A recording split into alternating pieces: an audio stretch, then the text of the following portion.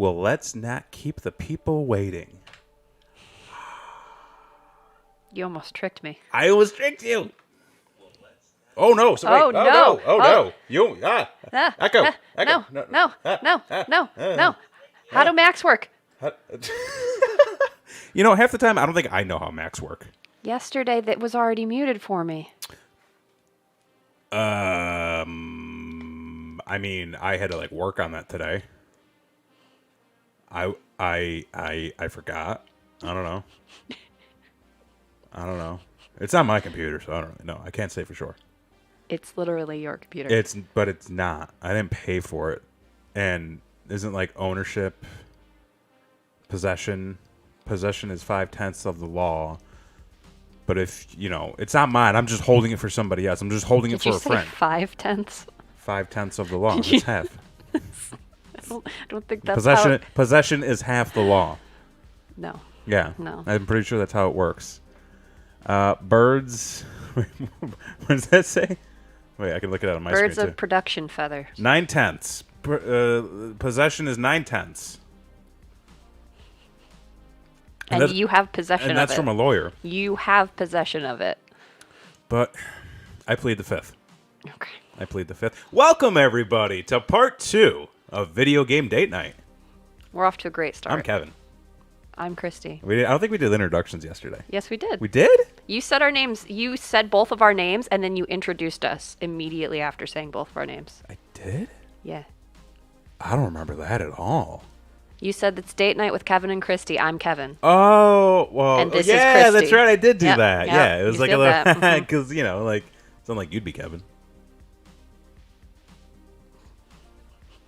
I mean, I'm just saying, but, trying to be formal, trying to get this show off the ground. Is the law different in Texas? Sometimes? Sometimes it is different in Texas. They just give you guns when you get here. When you come to Texas, they take away your masks and they give you guns instead. It's a 1-for-1 exchange. It's a 1-for-1. Yeah, Yeah. Yeah. Anywho, listen. Thank you all for being here. This was kind of like a little impromptu thing. Listen, if you were tuning in last night, I feel like it's safe to say we went on an adventure. Yeah. An adventure that I was not really anticipating. I'm not sure how I feel about things yet. How do you feel about things? I mean, I've already played this game. You've already played this thing. Okay, so you know what's happening. I have a vague idea. I know some things happen at some point. That's about as far as I got. But we're playing Doki Doki Literature Club. The renowned dating simulator, would you say? Sure. Very renowned? Yeah. Known around the parts of the dating sim community, which we established there is a dating sim community last night. They did an honest trailer on it. They did an honest trailer on it. I don't think I saw that one. It's, don't watch it. Okay. Well, none of you folks go spoiling stuff because, spoilers don't make friends, and we're here to make friends on this show. So, if you tuned in last night, you saw some weird stuff. We got, how far did we get through last night? We went for 2.5 hours. We went for 2.5 hours. I'd say we got through all of the initial introductions and setup. Okay. And now we're starting to make choices. Ooh, and if there's one thing I'm great at, it's making choices. Yeah, I noticed you had to make one choice last night, and you were paralyzed. I was okay. Hang on. Let's be okay. Hey, I feel like I'm getting called out here. But yeah, so we've sort of gotten past the choosing phase. We're gonna get more into the action engagement phase. Is there a shooting level? No, it's not ever gonna be like an action game. So we just have to keep reading. It's a visual novel. What did you expect? I don't know. It's called Doki Doki Literature Club. Quick time events. Quick, turn the page. Boom. Bob Seger. Yeah. Okay, so I have another game for you then called Soccer Wars. I don't know what that is. It's a dating sim, but it's very fast paced. Okay. And it's an action game. Well, and at some point we've got to play that Nick Cage dating simulator.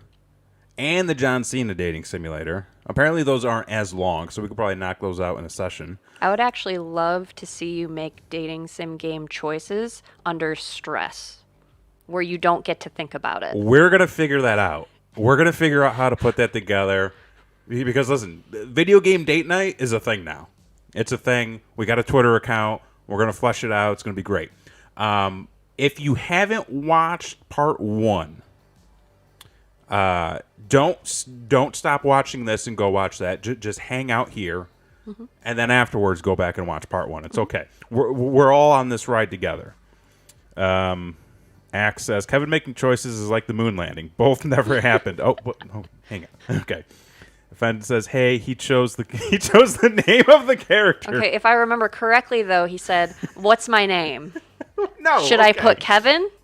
Yeah, I'm going to put Kevin. No, should I put Kevin and Kristi? Well, I wanted to make sure you felt included. I'm right here. Okay. I feel great.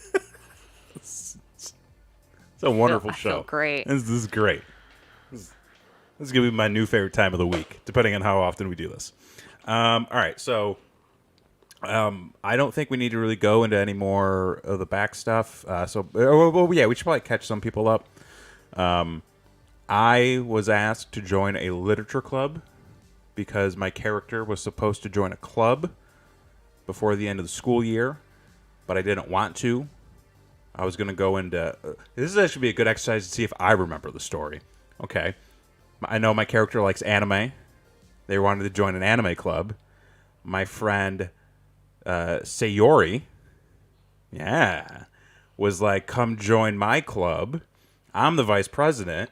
And I was like, no. And she's like, but there's cupcakes. And I was like, I'll stop by. There's 4 girls total in the club. They're all really cute. And I feel awkward. So it's just like my time in high school and most of college. I think my character believes all of the girls like him, but doesn't fully know why. I'm bad at poetry. There's one girl who's really into murder and raccoons. There's one girl who's really into manga and baking. Sayori really likes cute and bright stuff. And then there's Monica, who is the president, and she's like, she's prime. She's like hey, how you doing? Let's talk some more. And I know my character's trying to get closer with her. Okay. All right, it's a good recap. I do so good. But tell them about the one choice you did make.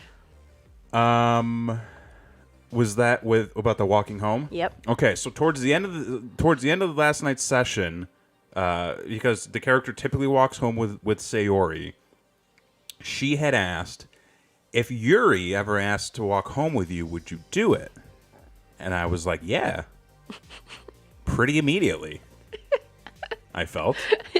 It was a pretty fast choice for you. But the way the character explained it was very much like, she seems kind of quiet, and like if she wanted some support for something, I would go and walk home. Not trying to be like, hell yeah, I'd walk home with her. Trying to be coy. Trying to be coy about it, because I think my character, what was it, the Hitachi ending? What was the ending thing where I was trying to go for all 4? Oh, jeez, the Hitachi ending. You want the harem ending. The harem ending. What's the Hitachi ending? Is that where I get to go eat? No, that was a joke that Gwilda had made about Hitachi vibrators. Dear God. Oh, thanks, Yeah, Brute. so the Hitachi ending. Brute's here. He's just lurking. Bro! Oh, you're over there on Twitch, man. What's going on, buddy? I almost didn't put this on Twitch. But hey, you're still streaming. I hope your stream's going really well. You seem to be blowing up in the Red Dead stuff, so like, good for you, man. Good for you. Really proud of you. Listen, I like that more people are getting into this. It's a fun exercise. Bergman, Hitachi ending. Listen, I'm going for okay. So it's the harem. Yeah. Mm-hmm. Hashtag Hitachi ending. That's going to be a shirt. Dear God. We should get sponsored by Hitachi. Perfect. Same difference. Yeah, I think that about wraps everything. Okay, so that wraps everything up. But yeah, I'm trying to see, like, me as the player. I'm trying to see if I can maybe finagle all 4. Okay. But and then there was one weird thing that happened in the game. All right, what's the weird thing? When Monica was giving me the writing tip of the day, she said you can save right before you make a decision in case you want to go back. Which, to me, as the player, I took that as like one of those retro video game NPC sort of mechanics where, you're like, you're talking to somebody and they're like, did you know that you can go to the Poke Center and heal up all your Pokemon just by doing this, this, and this, and don't forget to save, where it's kind of like, it's like a tutorial. Mm-hmm. But then she referenced the fact that she didn't understand why she was saying that. Mm-hmm. And I caught that. And I was like, And then there was the poem at the end where she just said, load me. Mm-hmm. Which I don't know how to feel about that. Could be taken so many ways. It was weird. I think it was a little dirty. Bergman. That's just... This is so that's just... Listen, Brainwreck Live has a better... it makes more sense to be sponsored by Hitachi. Let's be honest. I think he's making a joke about... Yeah, I think... I know. Buzz. Okay, let's get this show on the road here. All right, I'm gonna get this up and running. I'm really excited. Do you think we'll complete it tonight? I plead the 5th. See, you've been doing that to me for like the last 24 hours. I don't know. I don't know how to answer your question, so you just have to experience it yourself. We're gonna experience this together.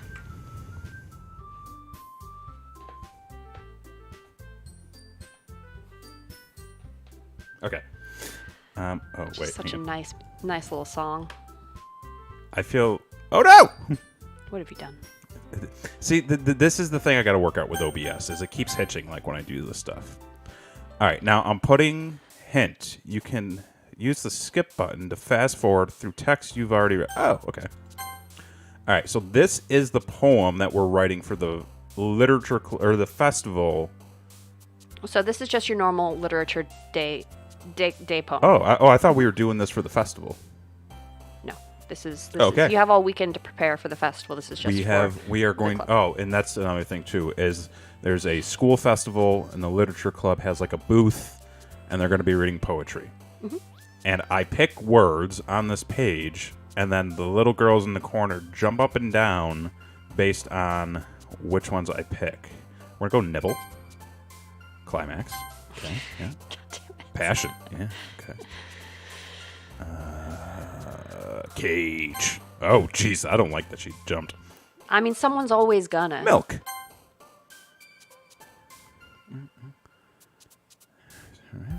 Dark, tenacious, love, cute, jumpy, sparkle, peaceful, tenacious. Swimsuit. Whisper. Depression. Whoa, wait a minute. Did a person you didn't expect jump for that? Whoa. Did that blow your mind? Sayori just jumped and she's supposed to be the... Oh no, Sayori depressed?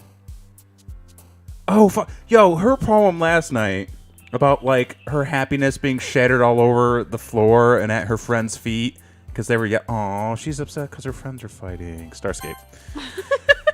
Sugar. Anime. Massacre. Oh, God. Blanket. What kind of poem are you writing? I don't know. If only we could see the bullshit that got generated. I do wish that this would like auto-generate a poem. Inferno. Papa. I'm getting a lot of Natsuki tonight. Yeah. So far, you've done one for Yuri and then one for Sayori. And if tonight goes for Natsuki, you'd have all three. Oh, shit. Maybe I should be doing that. Wrath. Do we have Mortis?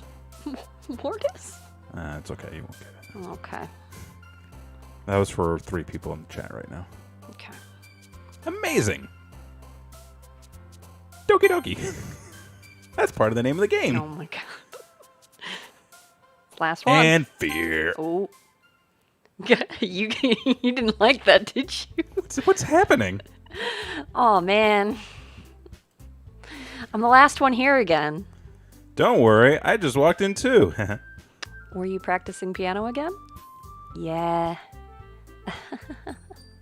You must have a lot of determination. Starting this club and now picking up piano. Well, maybe not determination, but I guess passion. Ooh, passion. Remember that the club wouldn't be here if it wasn't for all of you. Yeah. And I'm super happy that you're all willing to help out for the festival, too.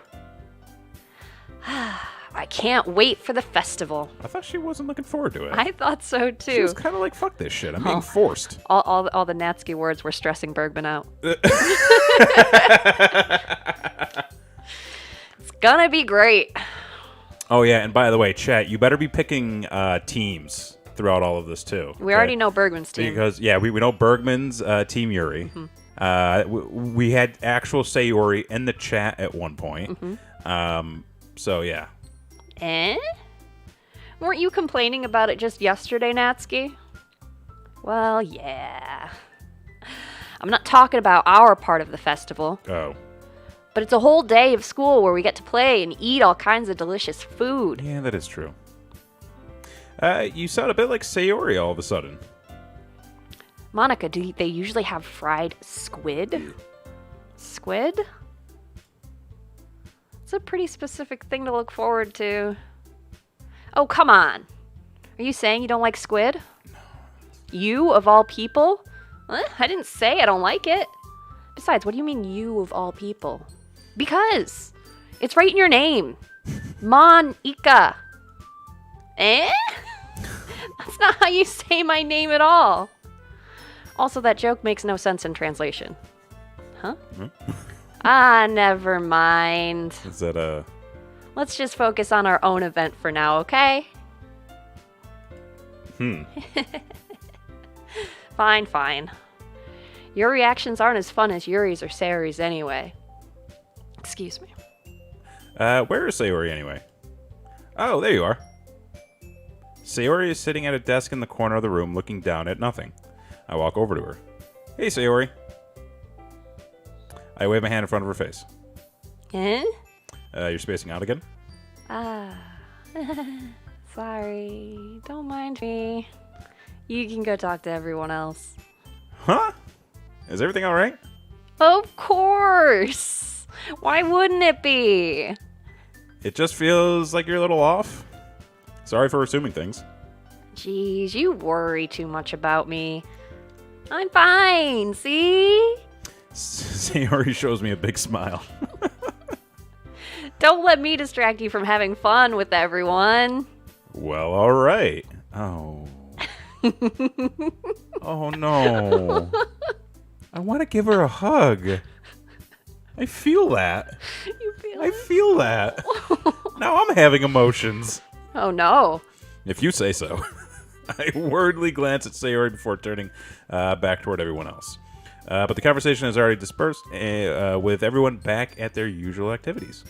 Maybe I should ask Monica if she knows anything about Sayori recently. Since they've been preparing for the festival, they must be spending a lot of time together. Axe is worried that this is a simulation inside a simulation. It's a simulation within a simulation within a simulation is what it is. I timidly approach Monica, who is shuffling through some papers at her desk. Kevin, what's up? Hey, this might sound a little strange, but have you noticed anything up with Sayori recently? Anything up with her? In what way do you mean? Maybe I'm reading a little into it a little too much, but she seems a bit downcast today. Oh, you think so? I can't say I noticed anything about her. Monica peers across the room at Sayori, who is idly dragging a rubber eraser up and down her desk. Maybe there is something on her mind. But I'm surprised I'm not the one asking you, Kevin. You certainly know her a lot better than I do. Yeah, but she's never really like this. She's always talked to me about things that bothered her. But this time, when I asked her, she was really dismissive. Sorry, I know it's not your problem. I just wanted to ask if you knew anything, so I'll drop it now. No. It's important to me, too. I mean, I'm also friends with her. And I also care about the well-being of the club members, you know? Maybe I'll try talking to her myself. Are you sure about that? She seemed like she wanted to be left alone. Are you sure? Maybe she just has a hard time bringing it up with the person of interest. Person of interest? What do you mean by that? I'm saying that maybe the thing on her mind is you, Kevin. Me? How on earth would you come to that conclusion? Well, I probably shouldn't say too much, but Sayori talks about you more than anything else, you know? Yeah? She's been so much happier ever since you've joined the club. It's like an extra light was turned on inside of her. What? No way. Sayori is always like that. She's always been full of sunshine. It's not any different now that it's not any different now than it always has been. You're so funny, Kevin. Have you thought that maybe you've always seen her as so cheerful? Because that's just how she is when she's around you? I said too much. I'm sorry. What do I know anyway? I didn't mean to jump to conclusions, so you should just forget about what I said. I'll try to talk to her, so try not to think about it for now. All right. Monica smiles meaningfully. I know she said forget about it, but I already know I won't be able to get her words out of my head. Monica stands up from her desk and walks across the room to where Sayori is sitting. I watch her kneel down next to Sayori and gently talk to her, but she's keeping her voice so quiet I can't hear from her. I sigh and sit myself down. I know Sayori told me not to worry about her and to have fun with everyone else, but that's impossible to do when she's behaving like this. Exactly how much do I care about her? Exactly how much do I care about her and that I'm letting this weigh me down so much? Bergman. She said too much. She hasn't said enough. Okay, real talk, quickly. I know what's going on. Oh. The game, though, had nobody in the game has come out and used the word, oh, this person has a crush on you. Oh, this person likes you. Everything is like code talk, and everybody's being coy as fuck. That's high school, man. Is it? Yeah. Fuck. You can't tell somebody your feelings for them, because then what if well, yeah, they know? Oh, yeah. Okay. Oh, my God. What? Then what? Shit. Now it feels like I'm the one behaving out of the ordinary. But there's nothing I can do besides wait for Monica. Why does it feel like I'm being watched? I glance around the room. Suddenly I notice Yuri peering at me from over her book, but she looks away as quickly with a flustered look on her face. I realize that she won't get anywhere like this. I never really seen Yuri approach anyone or start a conversation on her own accord, so I have no choice but to approach her myself. But now it's a little easier for me to do that. I stand up from my desk and sit in one next to her own. I didn't mean to bother you or anything. Oh, Bergman. Bergman says I legit wrote poems to girls in school. I feel this all the way up. This was also Bergman in high school. Relax, you didn't even do anything. But I could tell that you wanted to be alone with your thoughts. Alone with my thoughts? How were you even able to tell that I was thinking like that? Well, it's something that I do a lot. So it wasn't hard for me to spot based on your posture and expression. Not that I was staring or anything. I didn't do anything creepy like that. In any case, I guess you were right. I'm sorry if I caused you any concern. Don't apologize.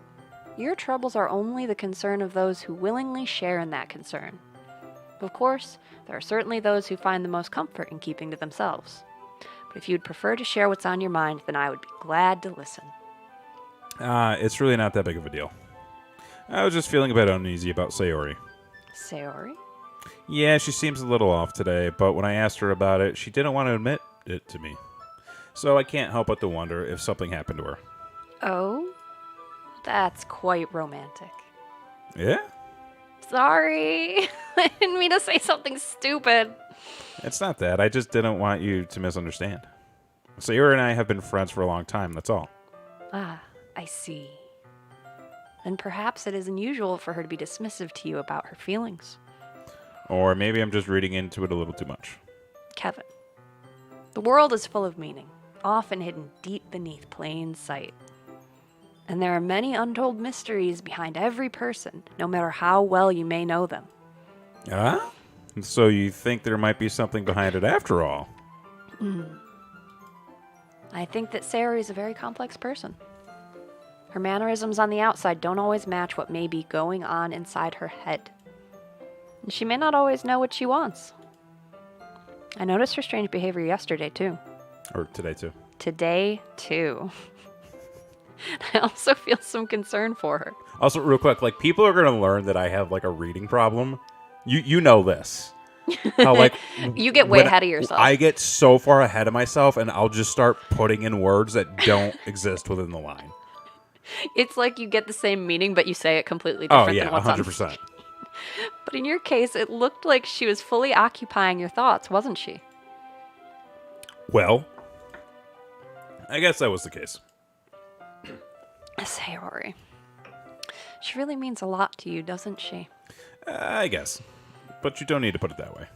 We're just good friends, that's all. Yuri suddenly looked deeply into my eyes. Oh, shit. Hey, what's going on over there? Her expression is gentle and curious, as if she was searching for something. Embarrassed, I avert my gaze.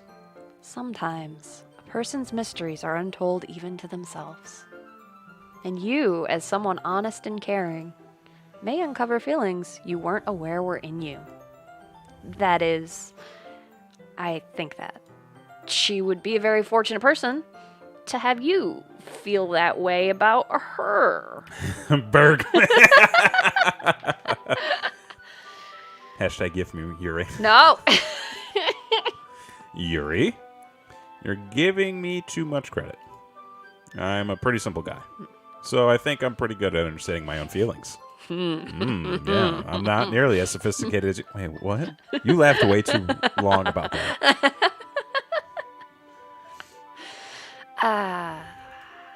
That's not a compliment, is it?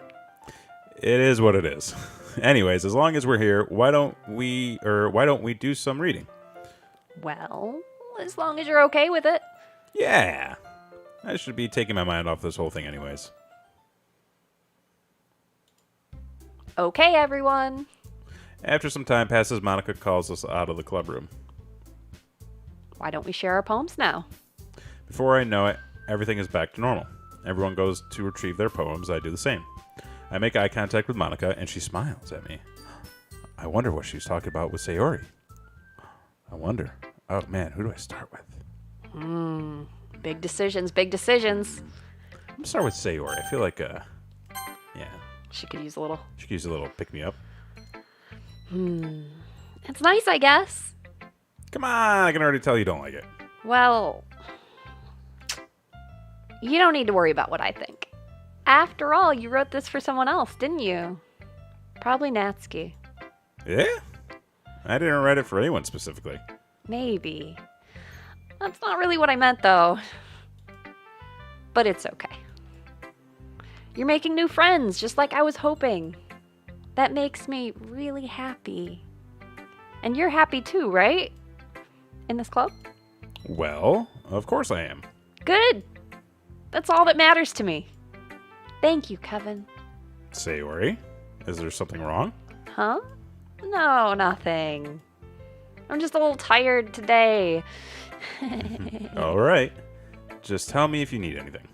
I will. Don't worry about me, okay? You can go play with everyone else now.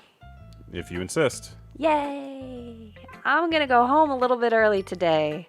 Sayori? Tell Monica I wasn't feeling well, okay? I'll see you tomorrow. Before I can say anything else, Sayori cheerfully walks out of the classroom, humming to herself. I didn't even get to read her poem. Aw, No poem. no poem. Let's go to Nancy. Let's go down the line, yeah. Finally! Yeah? This one, it's good. I was wondering how long it would take you. All right. Yeah, seriously. Don't listen to what anyone else says. Especially Yuri. Just keep writing poems like this. That's all you need.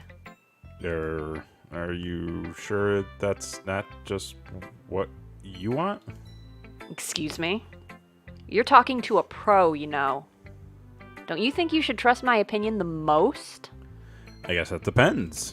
Aren't you biased towards poems that are more simple and cute? Biased? Of course not. My opinion just happens to be the best.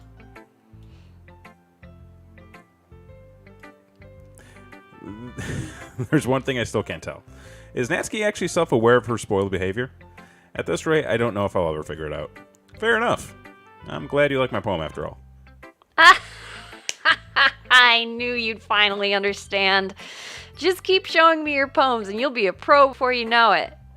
Anyway, here's the one I wrote. I'll be your beach.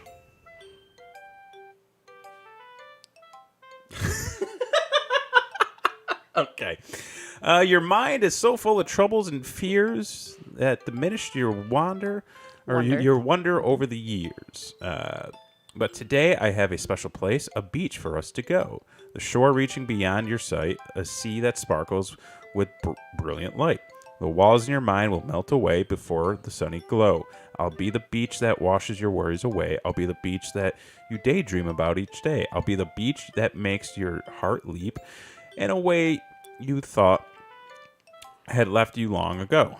Let's bury your heavy thoughts in a pile of sand, bathe in sunbeams, and hold my hand.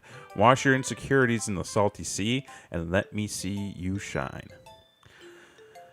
Let's leave your memories in a footprint trail, set you free in my windy sail, and remember the reasons you're wonderful when you press your lips to mine. Oh, chat, it's getting serious in here. I'll be the beach that washes your worries away. I'll be the beach that you daydream about each day. I'll be the beach that makes your heart leap in a way you thought had left you long ago. But if you let me by your side, your own beach, your own escape, you'll learn to love yourself again. This is very different from what she's been writing. Mm-hmm. Okay. Because like the last time was just like Amy likes spiders. I hate Amy. And the one before that. The one before that, I forget, but it was like... It's like birds fly. Birds fly. This was a whole list of... cat, like, you know, cows poop and... Yeah. I felt like I kept writing about negative things, so I wanted to write something with a nice message for once. Okay, that's fair. Besides, the beach is awesome. Beach is kind of cool. Kind of hard to write anything negative about the beach. I mean, unless, you know, it's a downpour. So you decided to write about the beach first, then came up with the message later? Yeah, well, it's only because of what happened yesterday. I mean, after Yuri and I realized we kind of wrote about the same thing. What? Yeah, we pointed that out when, so hers was about being accepted for, even though, like, not being judged by the one weird thing about you. And Yuri's was about, like... The raccoon. Yeah. Because she wrote about the raccoon, she wrote about the spider, but it was both about acceptance. Mm-hmm. I gotcha. Yeah. I'm following. Yeah. She wanted to pick a topic and have both of us write about it, or whatever. Ugh. You can really see her doing that, too. Making us write about a simple topic, then trying to impress me by coming up with something all fancy. Well, it's not like I care. I just did it anyway. I mean, I guess mine ended up being kind of metaphorical, too. But there's nothing wrong with doing that once in a while. At the very least, it was good practice. Let's go to Yuri. Well done, Kevin. Yeah. You've definitely improved your writing over the course of these few days. Has my advice been helpful to you? Yeah, definitely. I'm glad. Sharing our writing like this. It's a lot more fun and rewarding than I anticipated. I need to remember to thank Monica. I think we all felt a little awkward at first. But now it seems like everyone is enjoying sharing their writing and seeing what others think. I guess I can't really disagree. I was afraid of this whole thing would be a chore. But it's a great way for me to spend some personal time with all the girls in the club. Yeah, playa. That's what I'm talking about. I mean, he only thought that in his head. But. I know, right? But it's been fun getting to know everyone and their writing. Yeah, good call out. What he thought versus what he said. Oh yeah. There's a little subtext to all that too. Oh, Just gonna lay that down there. See, I'm smooth. I know what's up. I get women. And I guess doing some writing myself. Well, have you learned anything about yourself, Kevin? Yeah. Well, like how I like to say that writing is a very personal way to get in touch with yourself. In the end, it doesn't matter if you're a good writer or a bad writer. Even my opinions are just opinions, As always, I believe what's most important is exploring and discovering yourself. Hitachi. That's comforting. I'm kind of afraid of disappointing you in some way or another. Why me? Well, you've always been sophisticated with your writing and have the most advice to share. Is that so? Yuri thinks for a good minute. That must be terrible. Yeah? For me to have become someone whose opinion is fearsome. How unlikable of me. Yuri, it's not as bad as you're making it sound in your head. It just meant I respect your opinion. I see. I'm sorry that I always overthink and come to those sorts of conclusions. I'm just a little too used to it. Overthinking? Being disliked. Yuri? What am I saying? I'm sorry, I didn't mean to bring that up. Let's move on. All right. And do you want to share your poem now? Okay. Here. Beach. Oh, fuck, God damn it. You knew this was coming. A marvel millions of years in the making, where the womb of Earth, what is that? Chaotically. Is it? It looks like an S, but it's an O. Okay. Chaotically meets the surface, under the clear blue sky and expanse of bliss. But beneath gray rolling clouds and endless enigma, the easiest world to get lost in is one where everything can be found. One can only build a sandcastle where the sand is wet. Talk about wet sand here? But where the sand is wet, the tides come. Will it gently lick your foundations until you give in? Or will a sudden wave send you crashing down in the blink of an eye? Either way, the outcome is the same. Yet we still build sandcastles. I stand where the foam wraps around my ankles, where my toes squish into the sand. The salty air is therapeutic, the breeze is gentle yet powerful. I sink my toes into the ultimate boundary line, tempted by the foamy tendrils. Get them foamy tendrils up and running at you. I turn back and I abandon my piece to a road at the shore. I drift forward and I... Foamy tendrils is a phrase I'm always going to use now. Drift forward and I return to Earth forevermore. You Yeah, girl. Yeah, girl. Get it? I'm aware that the beach is kind of an inane thing to write about. But I did my best to make a metaphorical approach to it. Yeah, Natsuki already told me about it. She did? She didn't say anything weird, did she? She just wanted us to write about the same topic again. I suppose to better compare the differences in our writing styles or thought processes. Anyway, it was her idea. Knowing her, it's no surprise that she'd want to do something like that. She probably just wants to show off. It's not like I have a particular interest in her writing style. I just went with her request. But... well, I suppose it's not so bad to write about something simple on occasion. It can be refreshing, It's good for me to calm my thoughts once in a while. Yeah, I think I agree. Thanks for sharing. Notice how they both said the other one? It was the other one's idea. The other one's idea, yeah. Monica, what's up, girl? Hi, Kevin. Have you thought about what you want to submit to perform at the festival? Well... being in this club is one thing, but performing in front of a bunch of people, I'll have to give it some more thought. Okay, no pressure. But whatever you do, I'm sure it'll turn out great. would also make me happy to see. Anyway, let's take a look at today's poem. Sure. I let Monica take the poem I'm holding in my hand. I like it, Kevin. Really? It's a lot cuter than I expected. Oh, jeez. No. It kind of makes me think of something Natsuki would write. And she's a good writer, too. So take that as a compliment. Uh-huh. If you say so. Yep. By any chance, have you read anything by Shel Silverstein? Yeah. Maybe a long time ago. He's famous for telling all kinds of stories in just a few simple words. His poems can be funny, endearing, or even sad. Sometimes they're only a few lines long.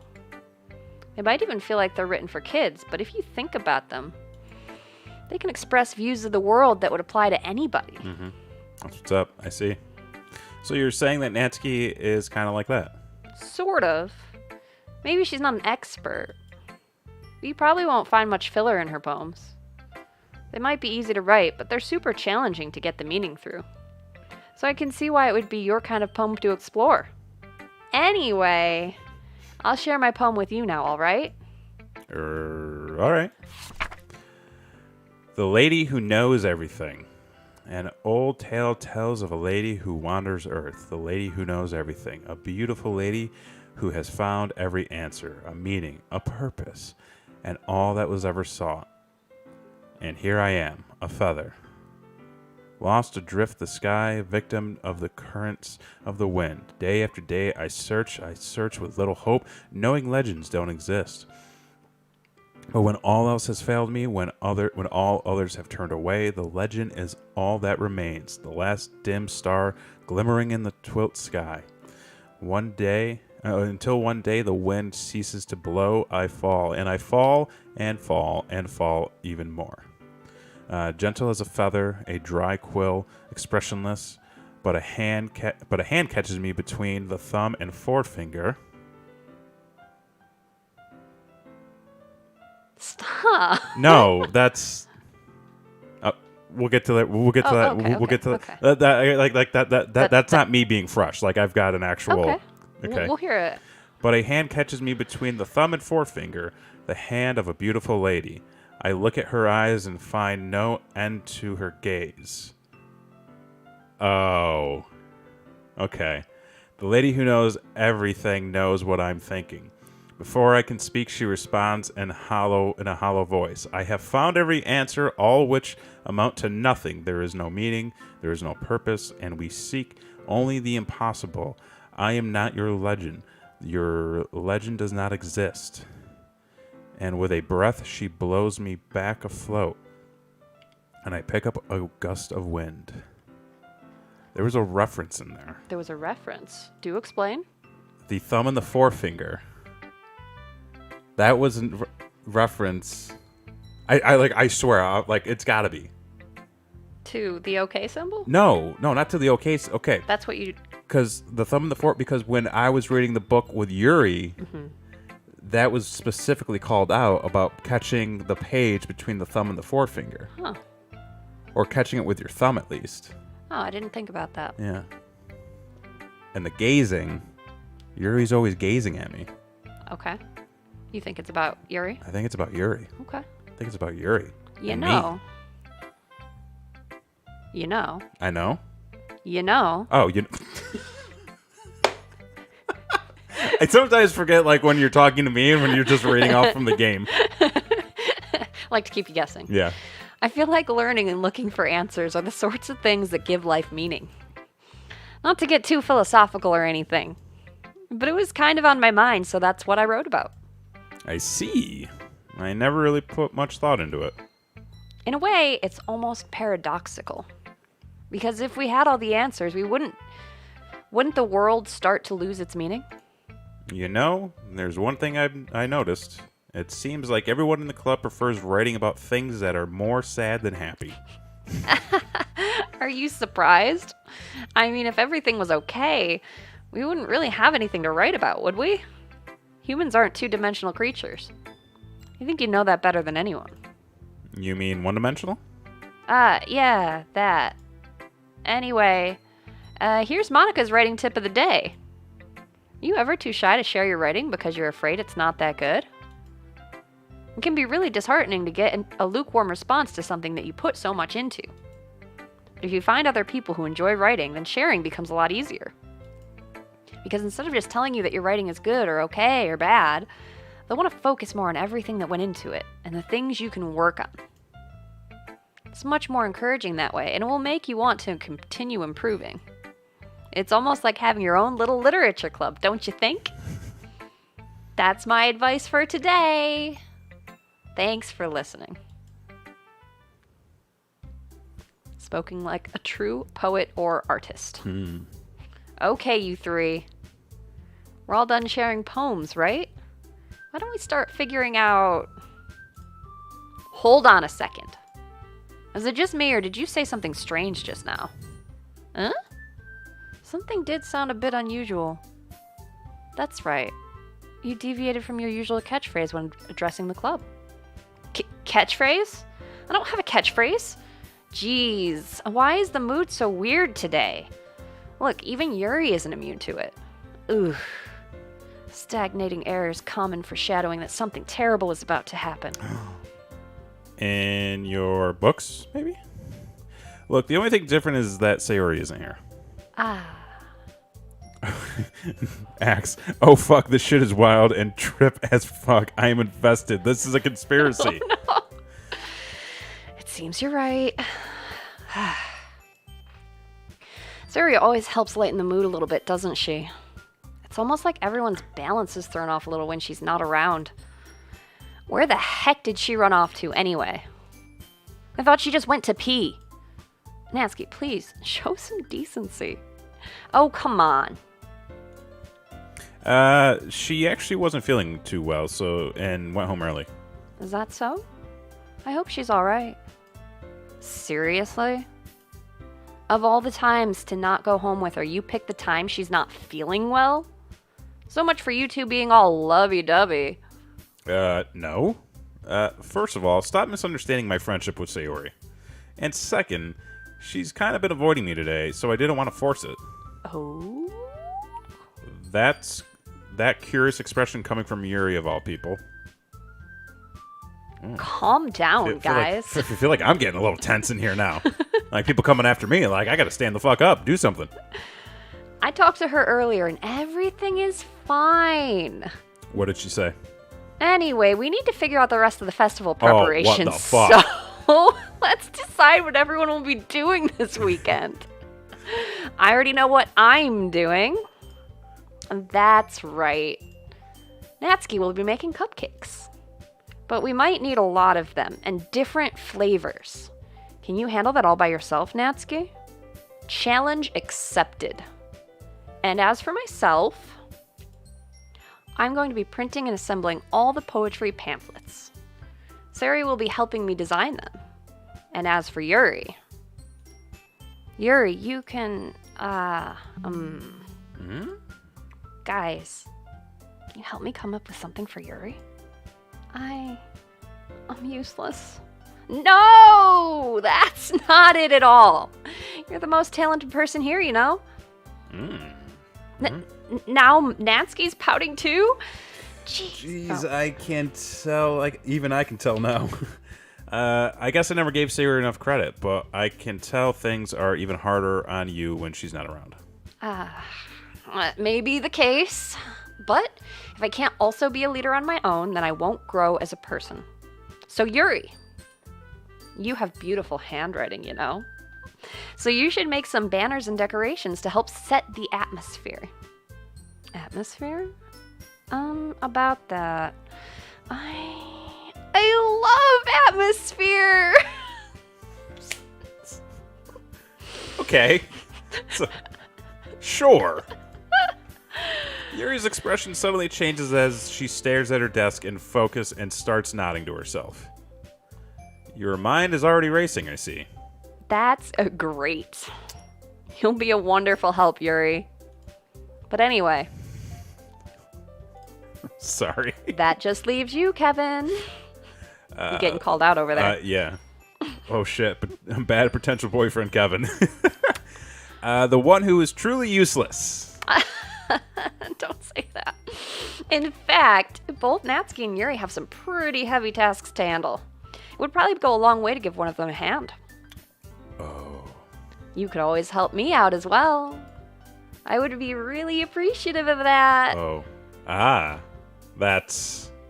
Is Monica suggesting I spend the weekend with one of my club members? How on earth are they going to respond to a suggestion like that? I suppose I wouldn't mind a bit of help. Well, even if you don't know how to bake, there's always some dirty work I could give you. It's not like Monica's going to give me a choice, and you shouldn't be sitting on your butt anyway. Natsuki tries to mumble a bunch of excuses like that. If I recall, Natsuki, you mentioned that you would like to handle the baking on your own. Kevin may not like to be around if you only make him out to be a nuisance. So therefore, he may be more suited to assisting with the decorations.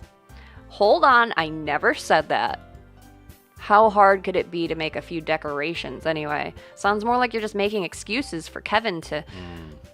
What are you saying? I like when people can make excuses for me. Because you don't I have don't have to make a decision. Guys, maybe that's the end game here. Just don't make a formal decision.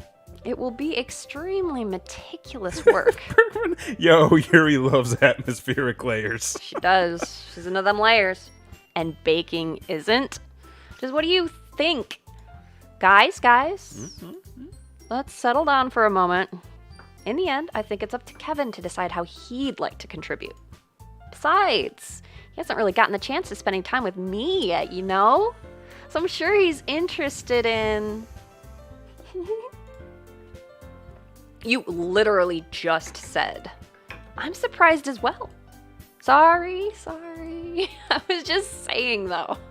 Jeez. Can we just settle this already? Yeah. Kevin, you're okay with this, right? In the end, it's up to you. Of course. Very well. In that case... Everyone looks straight at me.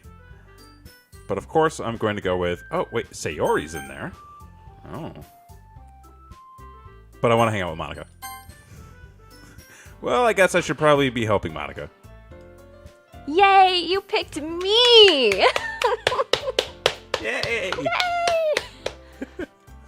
Hold on 1 second. Yeah. Monica, you're the one who needs the least help out of all of us. But I agree with Natsuki.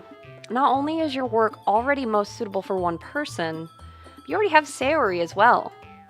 But Kevin was the one who... that doesn't matter. You were the one who scared him into picking you in the first place. Oh, these ladies are fighting over me. You're the club president, Monica. You're supposed to make responsible decisions for the club. Oh.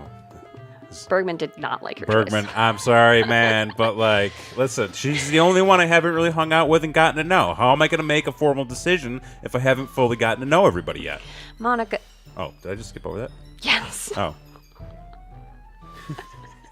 You shouldn't let any ulterior motives interfere with this decision. Ulterior motives? What are you saying, Yuri? In fact, it sounds like you guys are the ones with ulterior motives. Yo, we got some ulterior motives? What's going on here? Everybody's got one. Excuse me? I love ulterior motives. Otherwise, this wouldn't have been made into such a big deal in the first place. They're fighting over me. That's completely false, Monica. This is awesome. Yeah. This is wonderful. We have a lot of work to do, you know. We won't do as good a job if you make us work alone. Maybe that's true. Think of the club, Monica.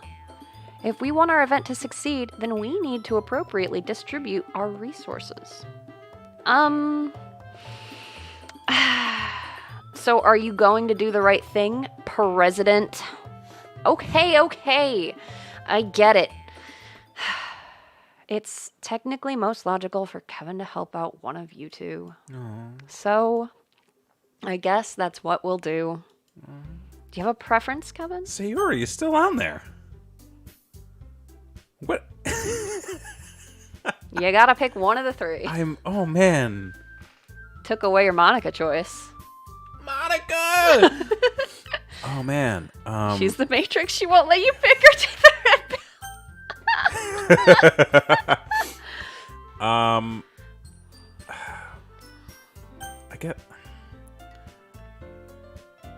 I mean, I'll go with the. I'm gonna go with Yuri. Gonna go with Yuri. Oh, Bergman will be so happy. Bergman, this one's for you, man. Well, I'll probably be most useful to helping Yuri. Me? Are you serious? What? Why would you... Natsuki. I can already tell you're about to say something mean. No. I was just saying. So you'll be helping Yuri then, Kevin? Yeah. That's what I'm gonna do. I'm glad. Yeah.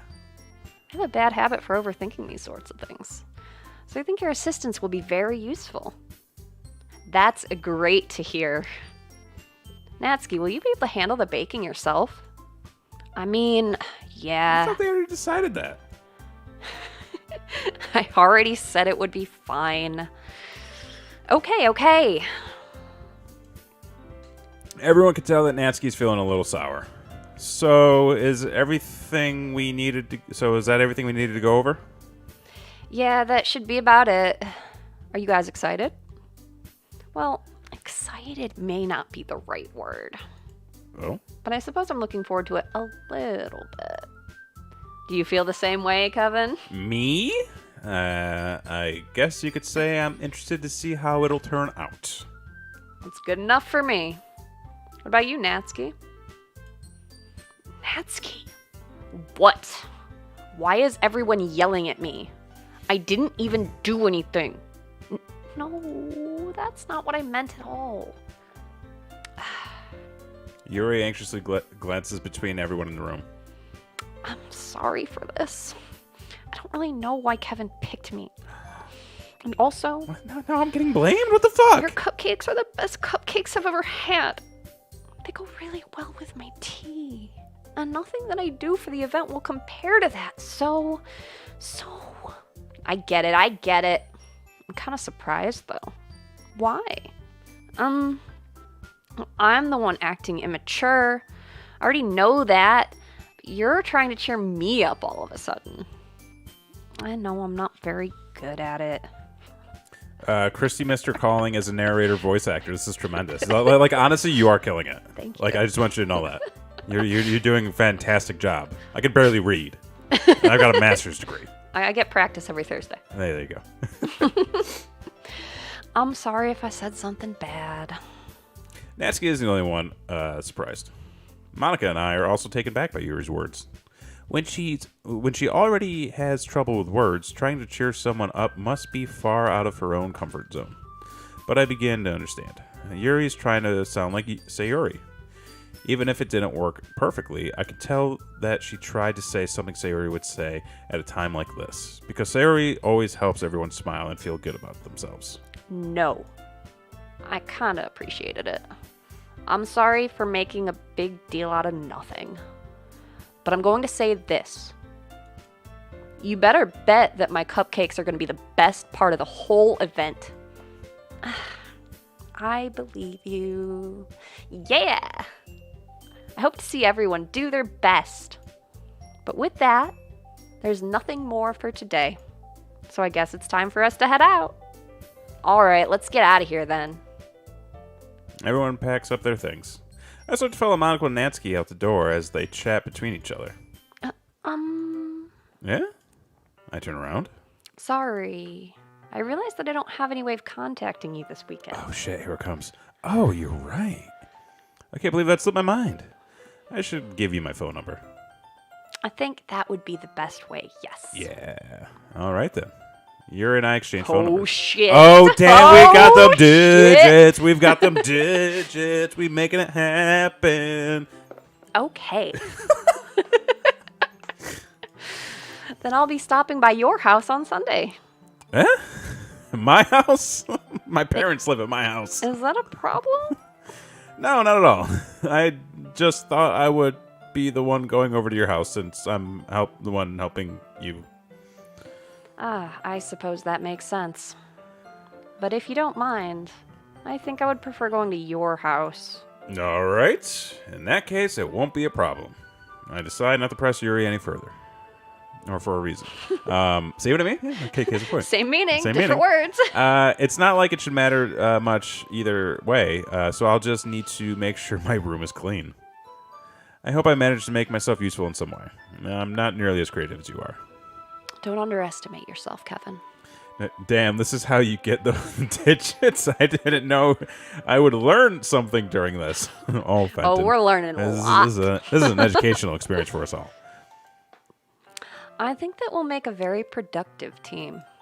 Even if you only chose me because you felt bad or something. Wait, you don't actually think that, do you? I don't know. It's difficult to come with any other reason you may have chosen me. You're forgetting the one reason with the most common sense. I chose you, or I chose to help you because that's what I want to do. But... Yuri thinks to herself with an extremely tense expression. Yuri, you're overthinking this. You wanted me to point out when you're overthinking, right? I didn't realize. I'm telling you, I want to. That's all there. That's all there is to it. Do you believe me? Yuri thinks really hard again. She looks straight into my eyes for a long while.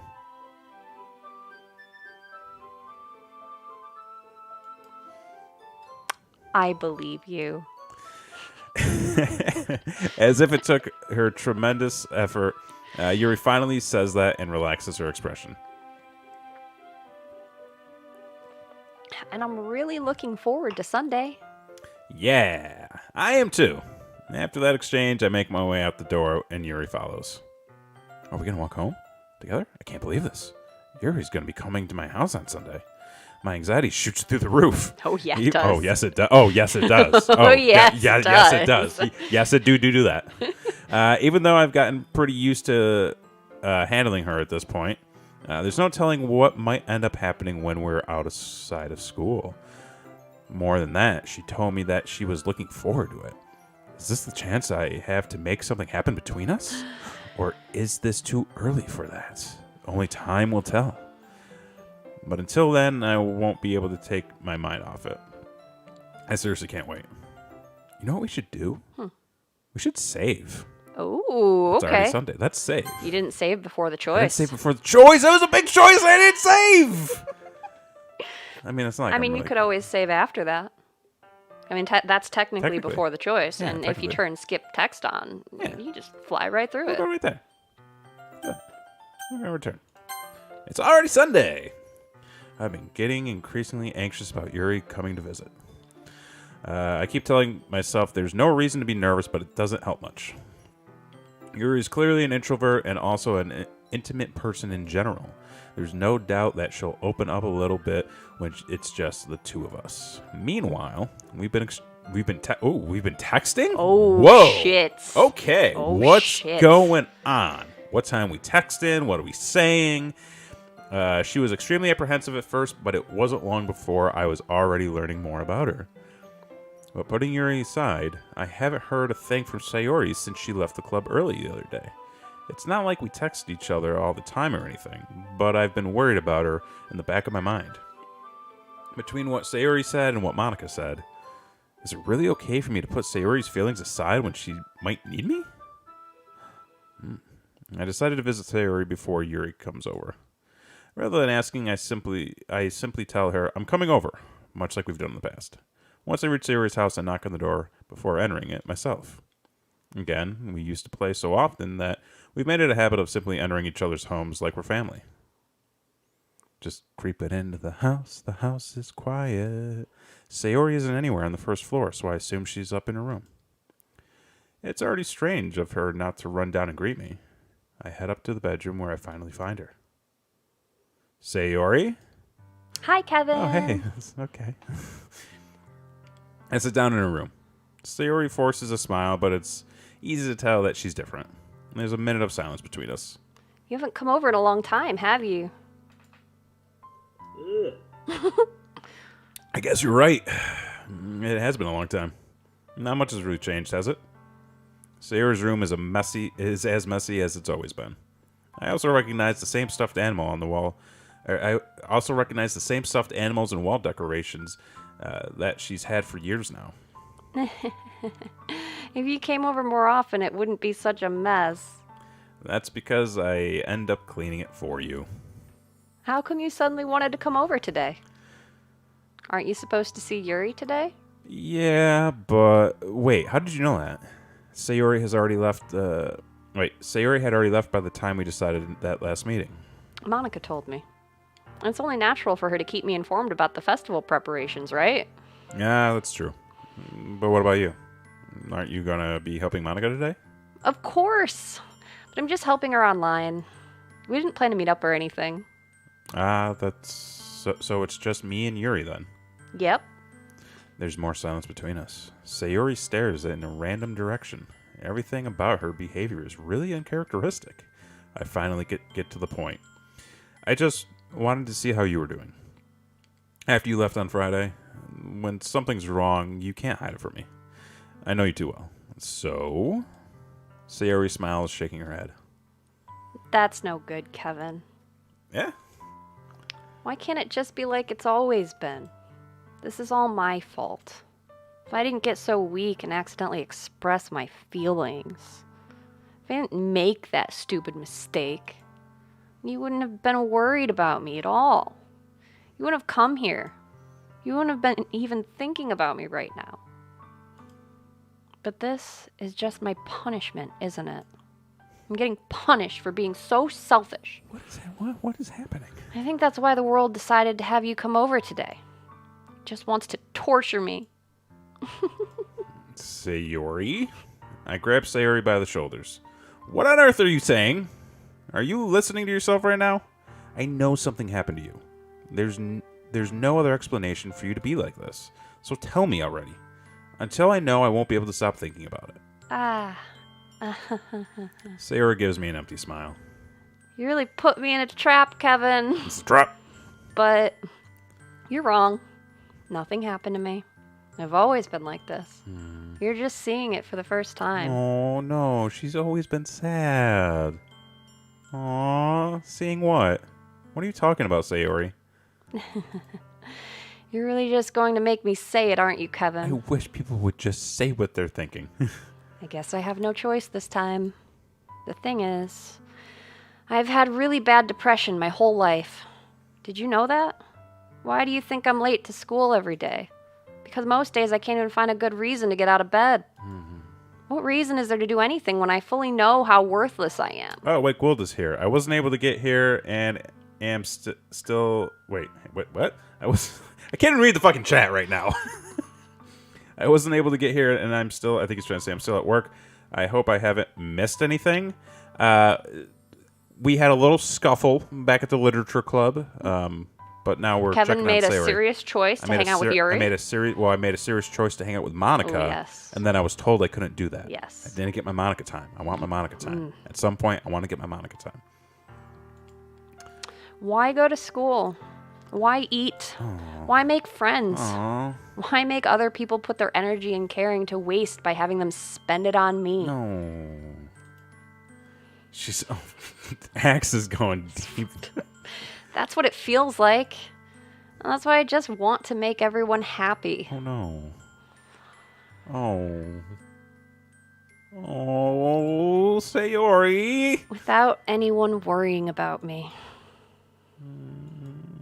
I'm in shock. I can't even figure out how to respond. Hug her, you soulless prick. Oh, wait, that's me. How is it possible that Sayori keeps this from me the entire time that I've known her? Oh, Berkman. Oh, I think everybody needs a hug. I think we all let's all hug each other right now. It's just big old yeah, pats. Sayori, no. Did she really want so badly for me to just not think about her? Why, Sayori? Why is it that you've never told me about this? It almost feels like I've been betrayed. Wait, what? Wait, what? It almost feels like I've been betrayed as your close friend? Because if I knew, I would have done everything I could to support you. Bro, oh no. That is the wrong No. No. Not the best way to say it. That's not the best thing to say at all. No. Hey, so I'm just learning that you're depressed. You should have fucking told me so I could have helped you. How dare you How betray dare me you like that? betray me by not telling me this feeling you have deep down. Even if there's only so much that I could do. I would have tried a little bit harder to make every day a little better for you. That's why I'm your friend. Yeah, it's your job to tell me how to make your day better. Hashtag nice guy.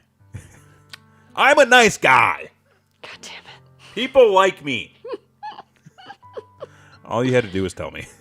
You don't understand at all, Kevin. No, Kevin's a fucking asshole. Kevin's the asshole. Kevin is the asshole here tonight, folks. Why do you think I didn't tell you? Because if I told you, then you would have to waste effort caring about me instead of doing important things. I don't want to be cared about. It's bittersweet when people try to care about me. Feels nice sometimes, but also feels like a bat being swung against my head. Mm-hmm. That's why I wanted so badly for you to make friends with everyone else. Helping everyone be happy together is the best thing for me. But then I discovered something else, too. Seeing you make friends and getting closer with everyone in the club, it feels like a spear going through my heart. So, that's why. That's why I decided the world just wants to torture me. Every path leads to nothing but hurt. You're right that I don't understand. I don't understand your feeling at all, Sayori. But I don't need to understand. Whatever it takes from me to help you stop hurting. That's what I'll do. No, Kevin. There's nothing. Nothing at all. The only thing that could have helped is if everything could be like it always was. Oh, so it's Flip and she's a hashtag nice guy. Nice girl. Oh, nice girl. But I was selfish. I finally showed you what a horrible person I am. Tears streak down Sayori's face. Oh, no. I made you join the literature club because I was selfish. Oh. And I was punished by my heart hurting in a way that I couldn't understand. Oh. And now you came here, and I made you hurt too. No. I'm just weak and selfish. No. That's all I am. Guys. And that's why I'm going to accept these punishments. No. Because I deserve every last one. No. Without thinking, I once again grab Sayori's shoulders. This time, I pull her in tight with embrace. Hug. Kevin? Sayori. I don't care if you feel selfish. I'm really happy that you convinced me to join the club. Seeing you every day makes it worthwhile enough. If I make friends with everyone else, then that's just bonus. But please never underestimate how much I care about you. I wouldn't have it any other way. Kevin? Sayori isn't hugging me back. Despite my arms being wrapped around her, Sayori's arms remain at her sides. She starts sobbing into my ear, or next to my ear. No! Don't do this to me! Gwilda dislikes this fade to black. Please don't do this. Kevin, Sayori barely manages to speak between her sobs. I don't know if I'm doing the right thing. You're not. You're doing all of the wrong things here. People watching, please take note. Everything that just transpired was the wrong thing. All of it was so wrong. It just you don't listen. Just start with a hug and say, "I hope you're well." Let's talk. But all I want is for her to know that I care. If you have it in you to call yourself selfish, then you have to let me be selfish too. No matter what it takes, I'll figure out what needs to change. I'll make these feelings go away. And if there's anything that you need me to do, then you'd better tell me. I'll get mad. No! This is still the wrong thing! I'll get mad if you don't. That is not how you help. You don't help by saying, I am offended. I will. Oh, God, I'm so angry. I don't know. I don't know. I am making this completely worse. I don't know. Gently, Sayori finally puts her arms around me in return. Show me your diary or else. I don't know anything. It's all really scary. I don't understand any of my feelings, Kevin. The only time I'm not feeling nothing is when I'm feeling pain. Ugh. But your hugs are so warm. I do give good hugs. That's really scary, Oh, too. no. Is it because I'm a large man? Do I give large, scary hugs? No. Sayori lets me go. And she does it, so I let her go as well. The festival is tomorrow. Yeah. It's going to be fun, right? Yeah. Now, how would you like for me to spend it all with you? Not gonna lie, I would hug Kevin. Thanks. Be a I'd serious hug you hug. too. It would be a very serious manly hug. Oh, it would be like just an implosion. Oh, God. It's what I want. I promise. I think that would be nice then. Yeah. Sayori wipes her eyes. If I could spend the whole day here, I would. Of all days, this... Dear God, Kevin, read the fucking room. Holy shit! Great. Of all days, this has to be the one where I have other plans. Maybe I should cancel. Oh, no, don't. Please don't. If you did that, then I really wouldn't forgive you. But it's almost time for you to meet me at my house. At the very least, do you want to come along and help out? It would be fun. To my surprise, Sayori shakes her head. I'm sorry. I don't know if that would be very good for me today. You understand, right? It's kind of hard for me to fully understand, but I'm trying my hardest. It's okay. Don't worry too much about it. I'll see you tomorrow, okay? All right. I look forward to it. I say goodbye to Sayori and exit her house. Sorry about your depression, yo. I gotta go get ramen. Dip. Gotta dip.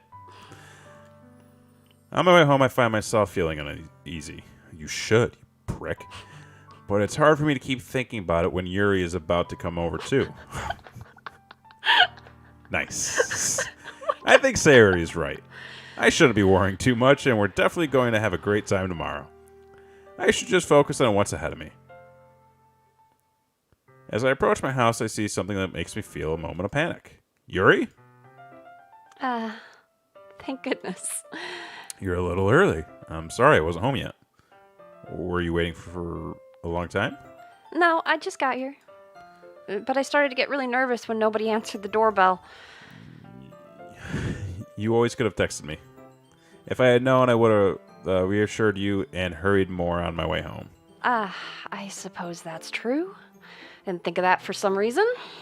It should be common sense to do, but I decided to ignore it. Oh, shit. Wow, I'm like, mental. I feel like there's a little character development with Kevin here. Yeah. I could actually use a quick break. Okay. A drink refill, a bathroom break. Yeah, we're going to do, let's do this. Anyways, let's go inside. Before we go on our date with Yuri. Yep, okay. Let's do this. We're going to take a quick, I don't think I have a... Well, here we go. I'll get this set up. Yeah. All right. We're going to take a quick 5. I should make a pause screen. That's what I should have done. Look at me not being prepared. It's okay. There. We didn't pause last night. Oh, God! What did Oh, you God! do? Oh, God! All right, hold up. Everybody go pee and refill your waters. Did I just spill? Did you?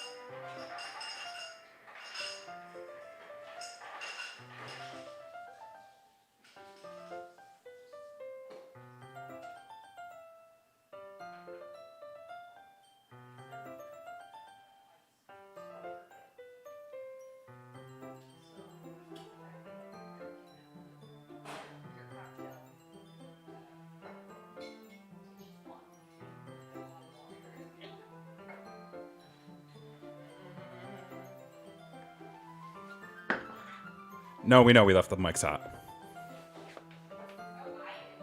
I did. What? I don't think we have any weird shit to say.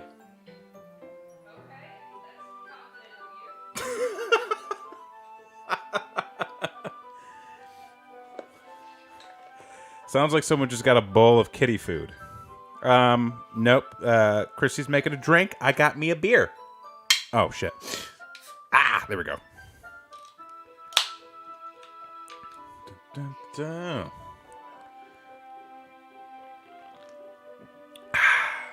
Delicious.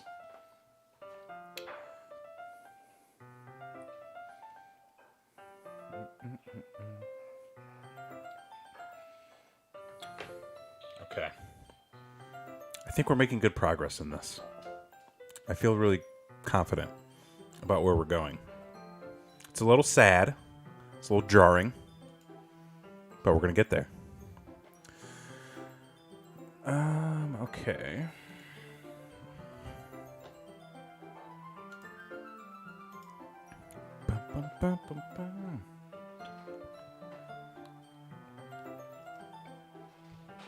I am curious to know where everybody's leaning towards in chat for who to end up with. I know we've got Bergman for Team Yuri. Unwavering. But I feel like we've had some developments over the last several angles. Well, Gwilda, you missed it earlier. I was talking about how I'm going for the Hitachi ending. So You meant the harem ending. No, I mean, maybe realistically, though, I meant the Hitachi ending. Listen, we're just looking for sponsors, okay? Like that's all we're trying to do. We're trying to blow this thing. We're trying to go to the moon. Brain wreck. Diamond hands. To the moon. Hitachi ending means you end up alone. So it is like high school. God damn it. I forgot that I had this on here. Oh, hey. Cat. I scared him. All right. So, did everybody pee? Everybody back? get Everybody the good? refills. You good? I'm good. Kitty cats are good. Let's get back to it. I see you brought a lot of stuff with you. That's right. And did you manage to find everything I asked you to buy as well? Oh, I had to buy stuff? Oh, yeah. Okay, so I guess that was all... Oh, look, you did it. Yeah, I did it. At least I hope I got everything right. I'm sure it'll be fine. I take Yuri to my room. I just realized something. What? The sweater Yuri's wearing. It's like a fisherman sweater? No, like, it looks like a very specific sweater. From a different form of medium. Namely Silicon Valley. What? Put her back on screen. The first thing she does is glance around curiously, which makes me feel anxious. Doesn't that sweater look familiar? From Silicon Valley? Yeah. It's their breakup sweater. It's the sweater everyone wears when they're giving bad news. Oh. And wasn't her name Monica? Her name was Monica, if I remember correctly. That's hilarious. Yeah. Too bad most of the people on that show turn out to be shitbags. Anyways. Oh. Had a little... It's so clean. Yeah, it is. I cleaned it before you came over, so... That's very considerate of you. Yeah, it is. I know what's up. No. I would be really embarrassed for my room to be a mess while you were here. Well, I do enjoy cleaning. I would have gladly helped you clean. That would be even more embarrassing. Wait, don't look in there. Whoa, wait a minute. Where are we looking? I snatched Yuri's wrist, which was in the process of opening a desk drawer of mine. Never. Listen, Whoa. Listen, what's in my desk drawer is not for you or anybody. Like, that's why now I don't even have desk drawers. Oh, sorry, Bergman. Kristi, don't put the voodoo on this date. Axe just got me some chocolate cream pies. Ready to hear this all-knowing Illuminati bitch out. Wait, Gwilla, hold up. Aha. Oh, that's you. I'm sorry. I wasn't thinking for some reason. That is where I keep my gummy bears. Yo, I got a bag of 5 pounds of gummy bears. Maybe it's not far up. Maybe it was just gummy bears. Oh man, We're just spacing out. it's fine. It's fine. I let go of Yuri's wrist. Thank God. Jesus Christ, dude. People are gonna ask about that. She puts both her hands firmly in her lap as if she's making sure she's keeping track of them. So, should we get started? Yes. I have a few things planned that you can help with. Decorations and other atmospheric enhancements. Oh, yeah. Now who's struggling? Atmospheric enhancements. You know. Yeah. Mood lighting, aromatherapy candles. Uh-oh, guys. I think this is it. Oh, wow. I didn't know you planned anything like... I didn't know you planned on taking it that far. Of course. I want to help take our guests to a faraway place. Oh. Although many will stop by just out of curiosity. Okay. And for cupcakes, I guess. Oh, they hate each other. Those two. Oh, they hate each other They hate so each other. They much. hate each other so much. I'm determined to provide an experience that will leave them wanting more. That's great. It's easy to forget that you're a pretty intense person. Intense? I guess that's the best way. Wait. Is that the best way to put it? Wait, saying what? What did I say, Gwilda?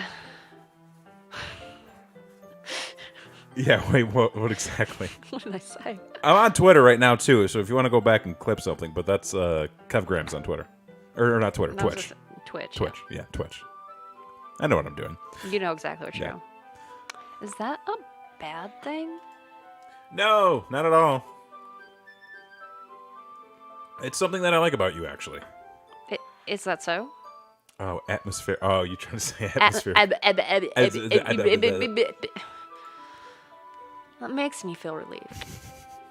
And kind of happy. Yeah, no need to be so anxious. You can relax a little. Relax.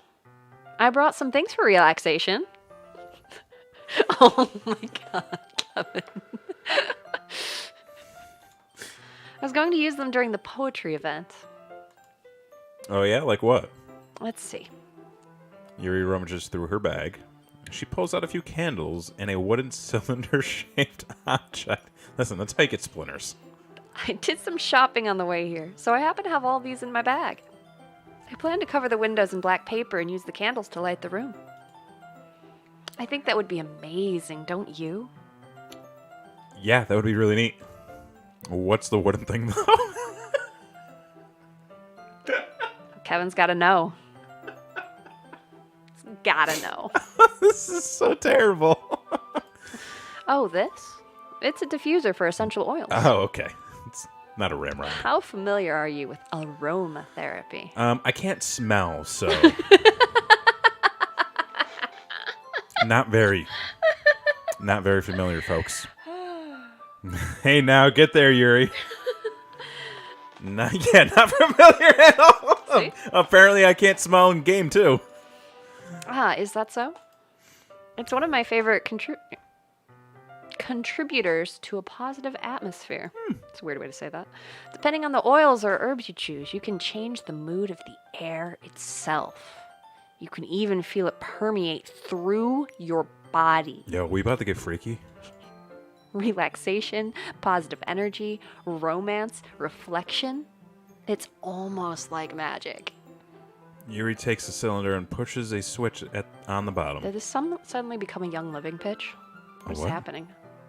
A Young Living pitch? Oh, man, I don't know. What's happening here? In just a moment, a thin ray of vapor begins to sprout through a small hole at the top. Wow, that smells wonderful. He's lying. He can't smell. Oh, yeah, I'm lying. I can't smell for shit. What kind of mood is that one for? This is a jasmine essential oil. Oh. Yeah, it smells a little sweet and flowery, right? Yeah, that's a good way to describe it. You're clearly lying. Whatever you say. I chose jasmine for the event because it provides more than relaxation. What? I'm just wondering Jasmine, where this is going. Jasmine enhances your emotions and helps you feel them flow through your body.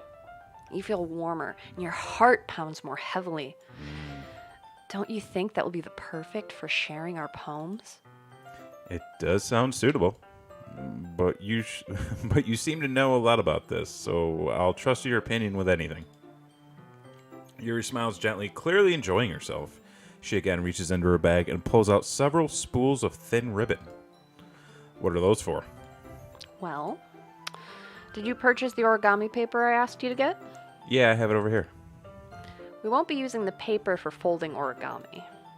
What I'd like to do is write a different word on each paper. We'll need about 100 of them. Oh, yeah? What will those be used for? Well, I'm going to cut pieces of ribbon to hang from the doorway of the classroom. Then we can fasten the paper onto the ribbons to create a doorway curtain. Wouldn't that be beautiful? It would also catch the eye of those passing by the room. It may attract some to peek inside. That's really creative. I had no idea you'd be so good at this, Yuri. Is that so? Axe, run, Kevin, run. She doesn't want to be your friend. She wants to she wants you to show up to selling parties where you have to eat shitty baked goods and pretend you give a shit about it. Aw. Bergman, Yuri, that's so many words, though. I mean, it's at least 100 words. Holy shit. Well, I suppose I do get a little intense, as you put it. We're going in circles. Yuri giggles with red cheeks. Is it just me, or is she more relaxed when it's just the two of us? Are there even 100 words? That's a great question, Bergman. Or maybe it's the excitement she feels from sharing something that she enjoys. Here's a marker, Kevin. You can write any characters you want. I'll help you once I finish cutting the ribbons. All right. Sitting on the floor together, the two of us get to work. I carefully draw a different character on each paper, doing my best to manage my bad handwriting. Ain't that the truth? Yuri unravels a long strand of red ribbon to her desired length.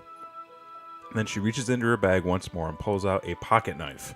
Whoa! Weird choice of cutting implement. The knife is strangely wait. Okay, folks, this is apparently a beautiful knife. Just like a tasteful gun. It's a beautiful knife. So, Sayori's back. Oh.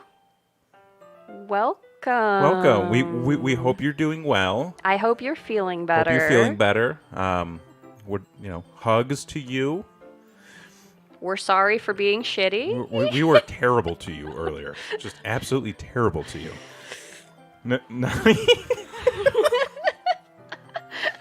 The silver handle has an intricate pattern of waves etched into it.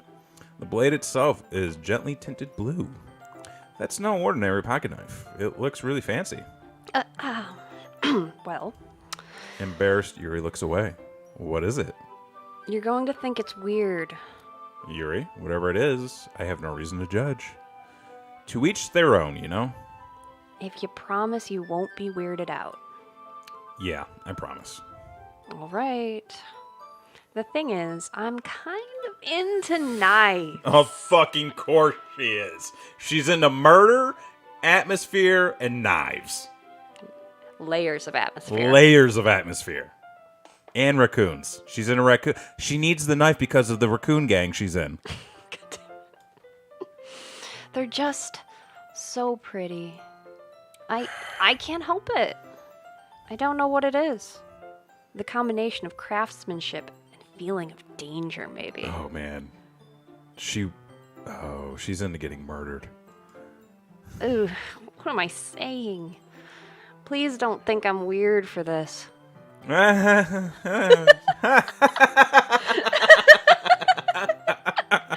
scared. You're laughing at me. No, I'm not laughing at you. It's just funny how nervous you get about sharing. It's an interesting thing to be into, I guess. But I think it kind of suits you. Suits me? Bergman? Bergman, yes, Blade Queen. We'll watch Forged in Fire forever. Oh my god. Oh my god. Yeah, it's kind of intense. Besides, it's a really cool looking knife. I can't deny that. It is, isn't it? Yuri relaxes her expression once more. Would you like to hold it? Sure, I'll check it out. Yuri carefully hands me the knife with the handle facing me. I take it, turn it in my hand, turn around in my hand. It feels heavy and extremely solid. Where do you even get a knife like this? Curious of its sharpness, I feel the point of the knife with my index finger. Ow! Kevin? Why did you do that? I would also, absolutely. So when I sharpened the butcher knife the other day, I immediately touched the blade. Of course you fucking did. I didn't expect it to be that sharp. I barely touched it at all. It's my fault. Oh, Sayori, don't be sad. Oh, Sayori. I'm so sorry. So sorry. I should have warned you. This knife is extremely sharp. It can cut through skin like it's paper. Oh, no. Whoa. I mean, okay. A small drop of blood trickles down the side of my finger. Yuri takes my hand and gives the wound a closer look. She stares at it and noticeably fidgets. If you're squeamish, I'll go wash it off now. Oh, that's you. Without warning, Yuri I'm sorry. Without warning, Yuri puts my finger in her mouth and licks the wound. Guys. What the fuck?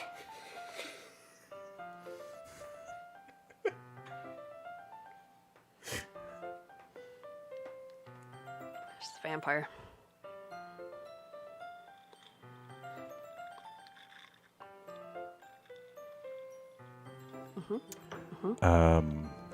That's how you get AIDS, folks.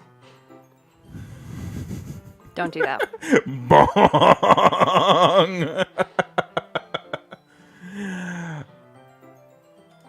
I feel her tongue curl around my finger.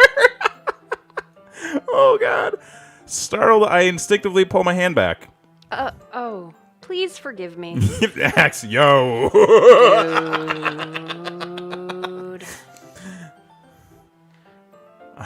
She says I wasn't thinking. Thinking.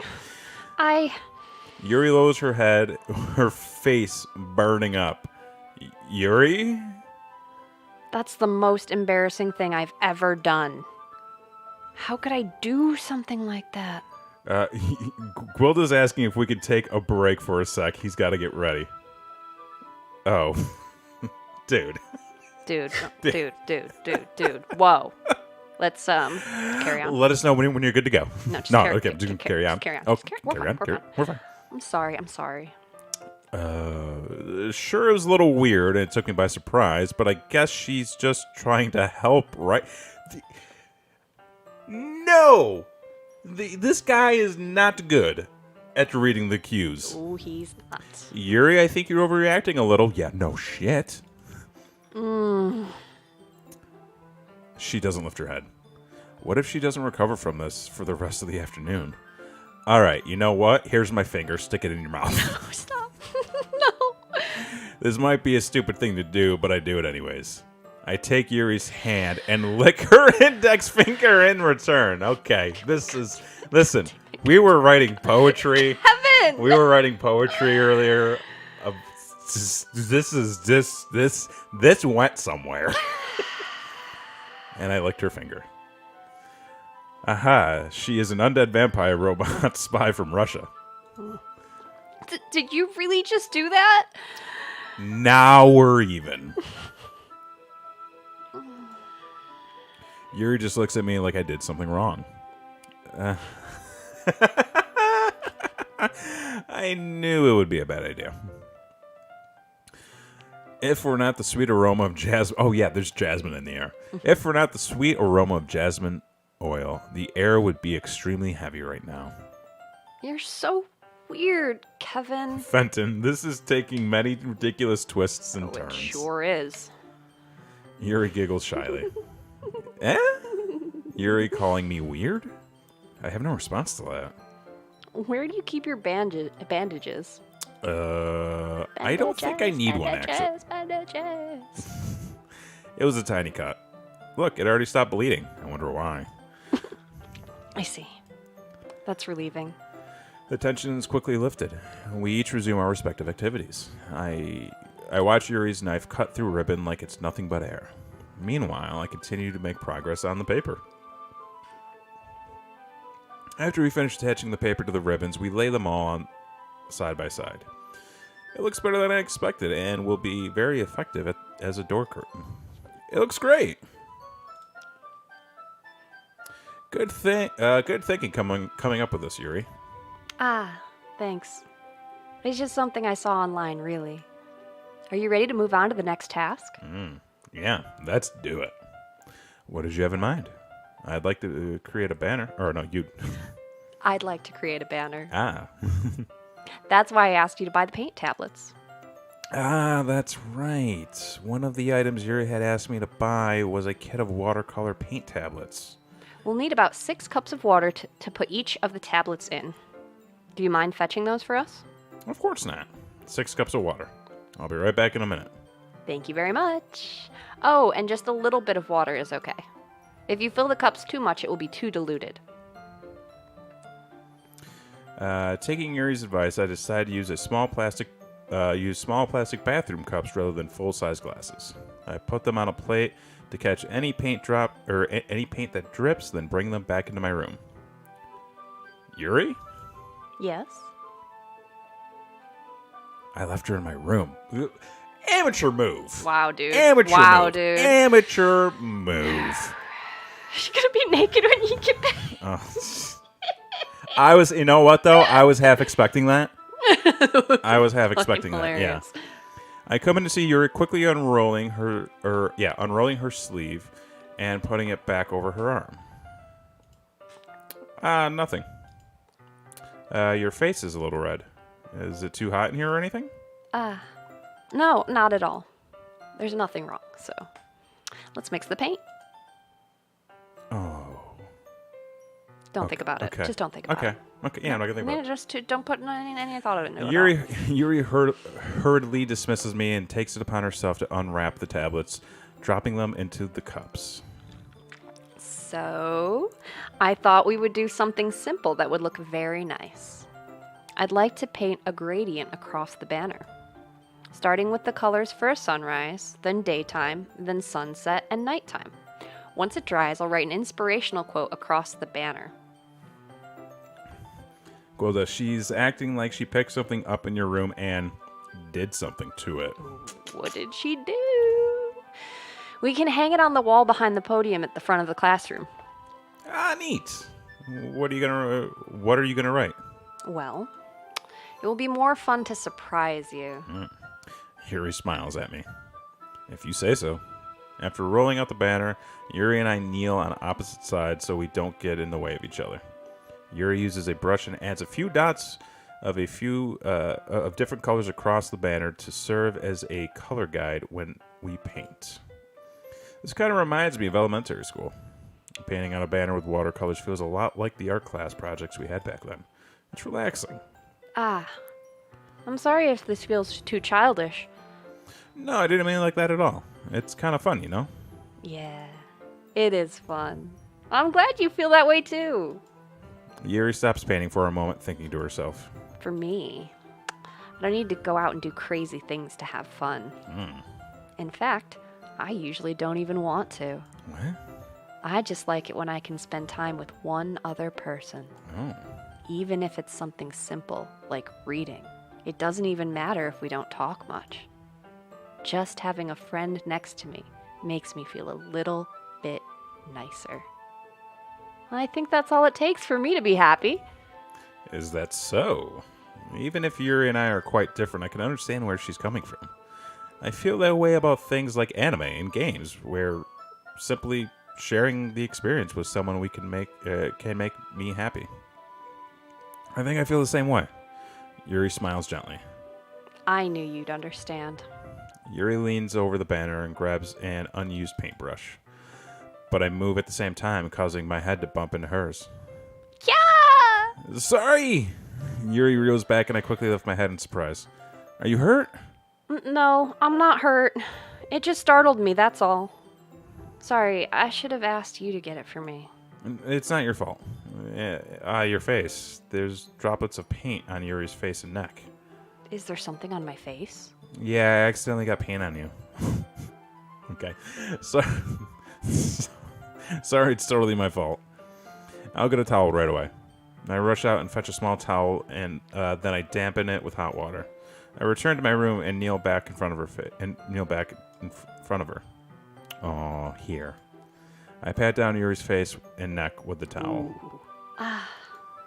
Is something wrong? It's hot. I just didn't expect it. Sorry. I didn't want to use cold water. Having finished, I started to retract my hand. But Yuri suddenly holds my wrist. Wait. Eh? Just for a little longer. Oh. It feels really nice. Ah. I keep my hand still against Yuri's neck. She looks into my eyes. It's an intense expression that I recognize from when she reads her books, almost as if she's lost in a daze, enveloped by her own thoughts. Enveloped. Enveloped. Sorry. It's the same word. It's really funny when you pronounce it like that. Bergen, it's happening! She breathes gently, half through slightly parted lips. What is happening?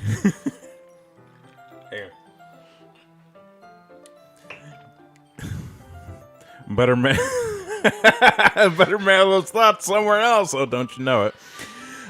Is it the aroma of the jasmine oil giving me this dizzy feeling? Nope, that would be your dong. Blood's rushing somewhere. The blood is going somewhere. Yuri's gentle fingers wrapped around my wrist, sending a tingling sensation through my arm. And suddenly, her face seems to be closer to mine than it was just a moment ago. Yuri slowly pulls away. Sorry. I've been feeling a little lightheaded today. I didn't mean to space out. It's fine. The moment is over as soon as it began. Damn. Yuri picks up her brush again. So close. But her movement seems clumsier. Like she's unable to focus. I remain silent, forced to ignore the event that just transpired. I hesitantly retrieve my own brush and continue following Yuri's example. That should do it.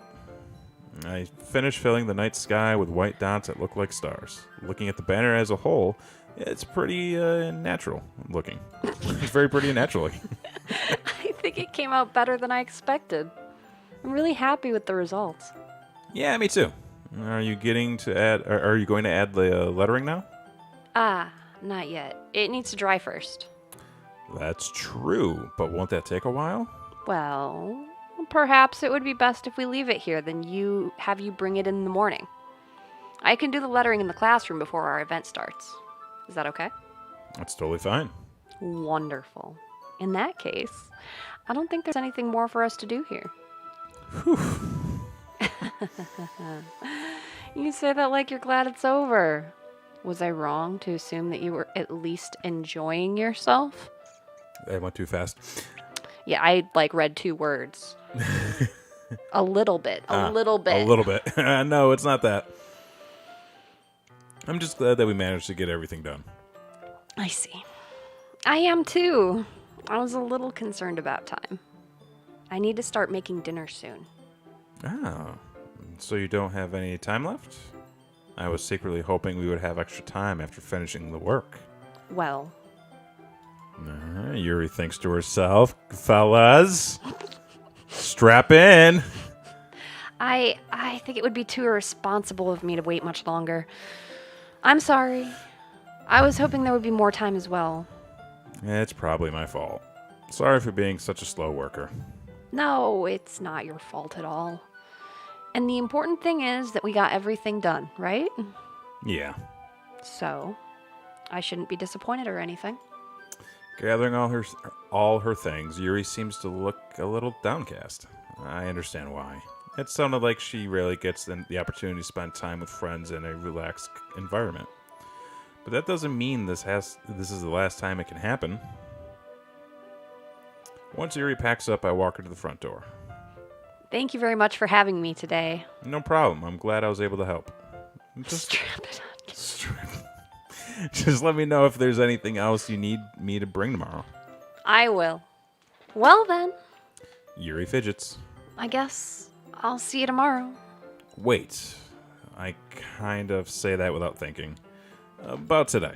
It's fine that we didn't have as much time as we wanted. Because we can do this again.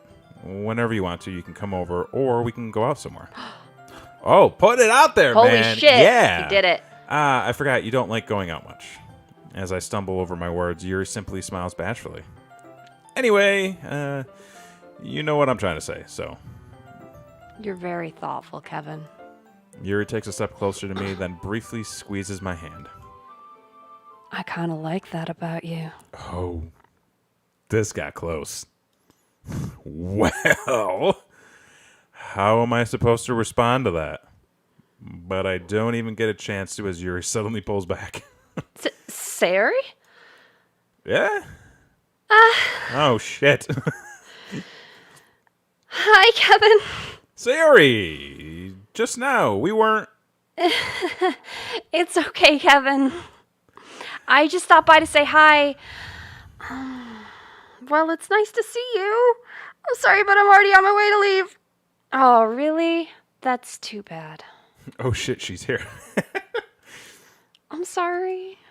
But we'll all be together at the festival tomorrow, so that's fine, right? Of course. Sayori beams. Yeah, so I'll see you tomorrow. Is Sayori gonna, eat your skin? I don't know. I don't think so. Clearly embarrassed. Did you see how fast she she just yeeted bolted, herself? yeeted off the screen. Clearly embarrassed, Yuri hurries off. Sayori waves goodbye after her. Sayori? I thought you didn't want to come over today.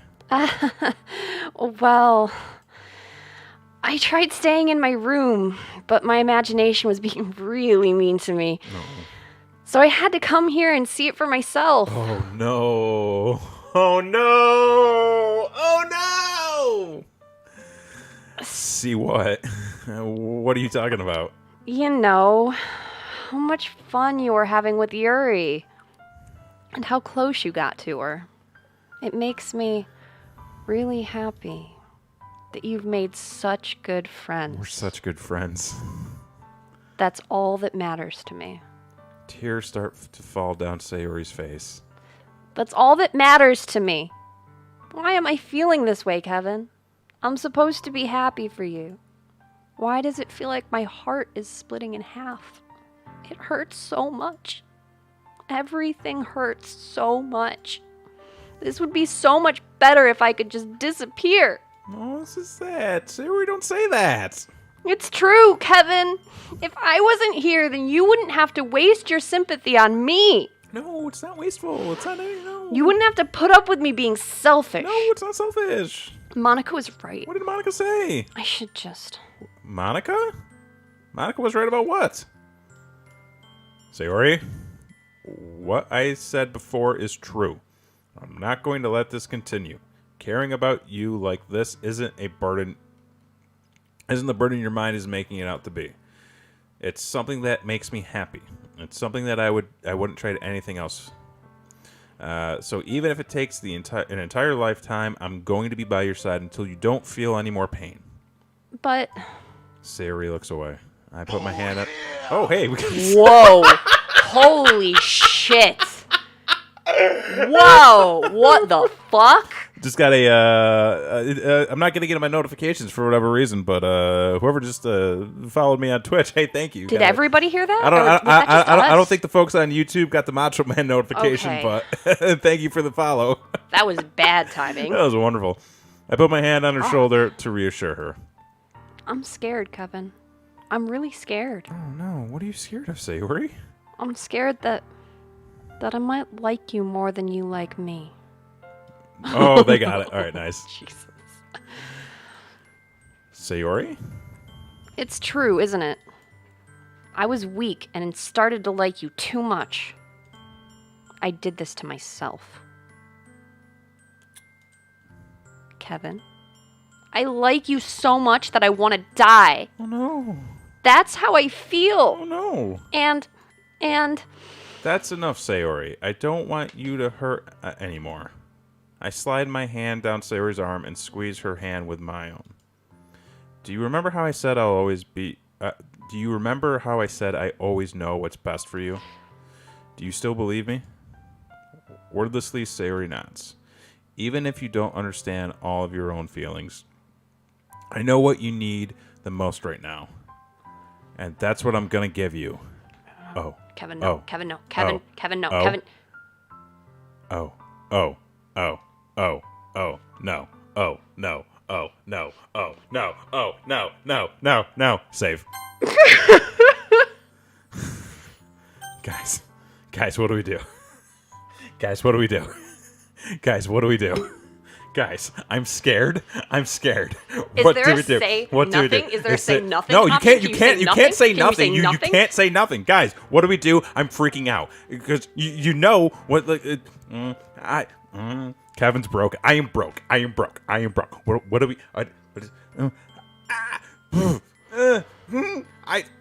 You're.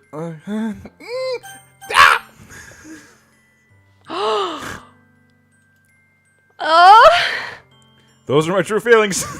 So there's no way you could like me any more than I like you. I should have realized it sooner. But spending time with everyone at the club, making new friends, and having fun with you every day. Friend zone this cockblocker. Oh no, Bergman! He's not gonna like this. Oh, Bergman. It helped me realize that you were truly most important to me. That's why I accept any of your burdens. As long as we can continue like this every day, with you by my side, then I'll know we'll both be happy. Kevin. I did it. Oh, we hug. Suddenly, Sayori wraps her arms tightly around me. Kevin, is this really okay? Yeah. Oh, yeah, multi-streaming. I hold Sayori in my arms and pull her closer. You'll never have to let go of me again. I love you, Kevin. I want to be with you forever. Me too. Well, hang on. Me too? Like, let's just see where it goes. I feel Sayori's grip around me weaken a little bit. What is this? Sayori? I'm supposed to be happy right now. Oh, no. I always thought this would be the happiest moment for me. Bergman, you weak-spined bitch. Axe says, bro, you just got yourself a stalker. Bro, a girl just put my bloody finger in her mouth. Yes, and me as well. But why? Even now, why won't the rain clouds go away? They're not going away at all, Kevin. It's okay, Sayori. It might take some time for things to get better again. But no matter how long it takes, I'll be there every step of the way. That's all that matters right now. Okay. I trust you. What a weird day. Sayori and I slowly release each other. So, I guess that makes the festival tomorrow our first date, huh? Oh, Jesus Christ. You're not into blood play? What are you saying? I don't want to think about those things, you know? I want everything to be the same as it always has been. Even if we really are a couple. I don't know if I could handle anything more right now. It's really new and scary to me. I understand. We'll go at whatever pace suits you best. Hey, Kevin. Sayori gazes at me once again, smiling sadly. Even if I get really, really sad, this is the best thing for me, right?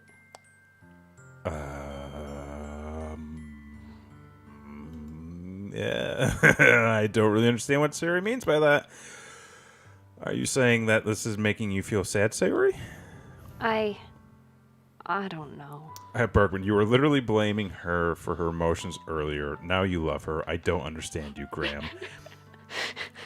I don't understand myself. I don't understand what I'm feeling. It felt like a bunch of thorns when you told me you love me. I wonder why. But that's why I want to trust you. You know what's best for me. Yeah, I do. That's my promise. I say that, but in reality, I've never felt more uncertain when it comes to Sayori. Dear God. Oh no. Yeah, this game is wild. I know that I love her and she loves me, but I'm having as much trouble understanding Sayori's feelings as she is. Even though I can comfort her, I keep wondering if I should be doing something more, something different. You should be doing all the things differently. I know these thoughts will continue to plague me until things are back to the way they were. The way they were wasn't working, though. That's... Axe thinks you're a manipulative fuck. Not me. Listen, I'm just along for the ride here. Is that what Sayori meant by not wanting anything to change? I don't know. But I know that I'll give it everything I've got. Sayori is the most important person to me, and I'll do whatever it takes to have a happy future with her. Yes, the classic 15-year-old high school student love. Known to be everlasting. Mm-hmm. Hey, it's the day of the festival. Of all the days, I expected this to be the one where I'd be walking to school with Sayori, but Sayori isn't answering her phone. I considered going to her house to wake her up, but decided that's a little too much. Meanwhile, the preparations for the event should be nearly complete. The banner Yuri and I painted is dry, and I gently rolled it up to take with me. She sent me a pleasant text reminding me not to forget anything, and I reassured her. Funnily enough, I probably feel the same way about Funnily enough, I probably feel the same way as Natsuki about the event. I'm more excited for it to be over so I can spend time with Sayori and Yuri at the festival. Whoa, you two-timing son of a bitch! Listen, I'm just hanging out with my friends. That's all. I love my friends. What can I say? But knowing Monica, I'm sure the event will be great too. Kevin! Oh, it's Monica. You're the first one here. Yay! Thanks for being early. No problem. That's funny. I thought at least Yuri would be here by now. Monica is placing little booklets on each of the desks in the classroom. They must be the ones she prepared that have all the poems we're performing. In the end, I found a random poem online that I thought Monica would like, and submitted it. So that's the one I'll be performing. I'm surprised you didn't bring Sayori with you. Don't hate the player. Yeah, she overslept again. That dummy. Oh, wow. Kevin, what the fuck? I don't know. I don't know what I'm saying. You'd think that on days this important, she'd try a little harder. What the fuck? How did I get to this point? She just told you she has depression. Yeah. Holy shit. I say that, but I suddenly remember what Sayori told me yesterday. And I suddenly feel awful knowing it's not nearly that simple for her. I only said it because it's the way I'm used to thinking. But maybe I should have gone to wake her up after all? What the fuck? You should take a little responsibility for her, Kevin. I mean, especially after your exchange with her yesterday. Oh? You kind of left her hanging this morning, you know? Oh? Exchange? Monica, you know about that? Of course I do. I'm the club president after all. But I stammer, embarrassed. Man, this Kevin guy is kind of a shitty person, ain't he? Yo, he's a fucking prick. Dude. Did Sayori really tell her about it that quickly? That we were a couple now? I didn't really plan on bringing it up with anyone yet. Jeez. You don't know the full story at all, so... Don't worry. Axe, you know. How does she know? I probably know a lot more than you think. Okay, Monica is being as friendly as usual.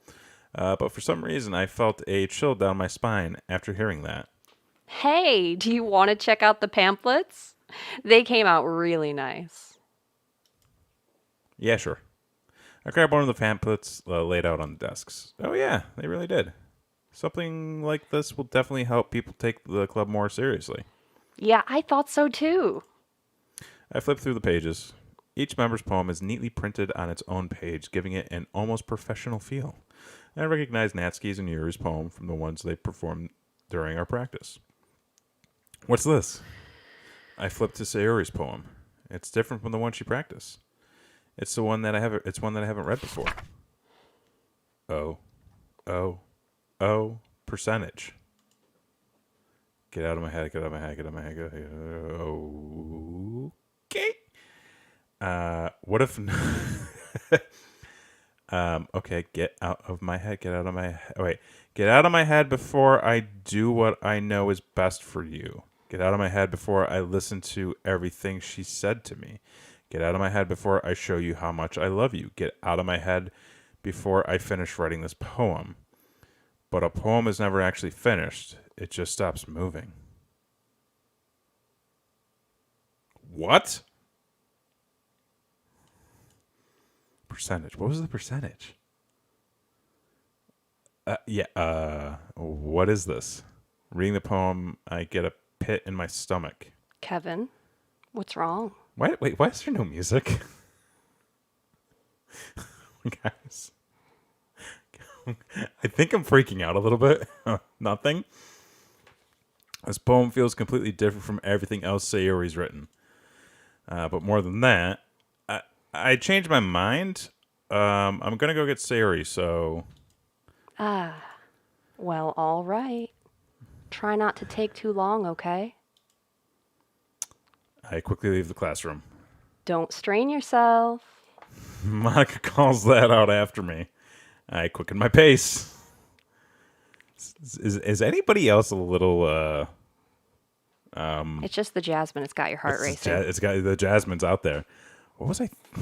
Dude, it's happening. What was I thinking? Should I have tried a little harder for Sayori? It's not a big deal to at least wait for her or help her wake up. Even the simple gesture of walking her to school makes her feel really happy. Besides, I told you yesterday that things will be the same as they always have been. That's all she needs. That's what I want to give her. I reach Sayori's house and knock on the door. I don't expect an answer since she's not picking up her phone either. Like yesterday, I opened the door and let myself in. Sayori? She is a really heavy sleeper.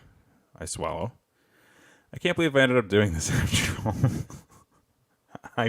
My hands are sweating right now. Walking her. Waking. I'm sorry. I'm a little uneasy. Are you getting really anxious? We should get a heart rate monitor for this. Waking her up in her own house. That is really something that a boyfriend would do, isn't it? How would you like it if, when we first started dating, I just showed up? Never. Remember that time you just showed up in my house? Yeah, that was your fault. You invited me over. It's not my fault you fell asleep. In any case, it just feels right.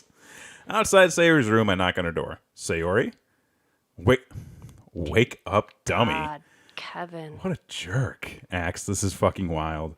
Gwilda, brace yourself. Things are happening. There's no response. Oh no. Oh no. Oh no. Oh no. Oh no. Oh no. Oh no. Oh no. Oh no. I really didn't want to have to enter the room like this. Isn't it kind of a breach of privacy? But she really leaves me no choice. I gently open the door. Ah!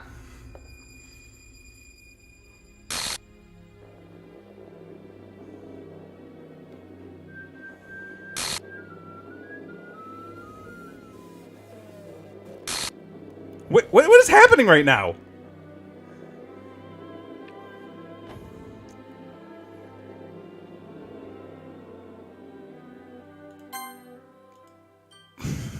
Great save, Kevin. What the hell? What the hell? No, seriously, what the hell? Is this a nightmare? It has to be. This isn't real. There's no way this can be real. Sayori wouldn't do this. Everything is normal until a few days ago. That's why I can't believe what my eyes are showing me. Okay, there's a lot that just happened. I suppressed the urge to vomit just yesterday. I told Sayori everything would be there for her. I told her what I know was best and everything would be okay. Then why? And then why would you do this? How could this be so helpless? What could I do wrong? Confessing to her? I shouldn't have confessed to her.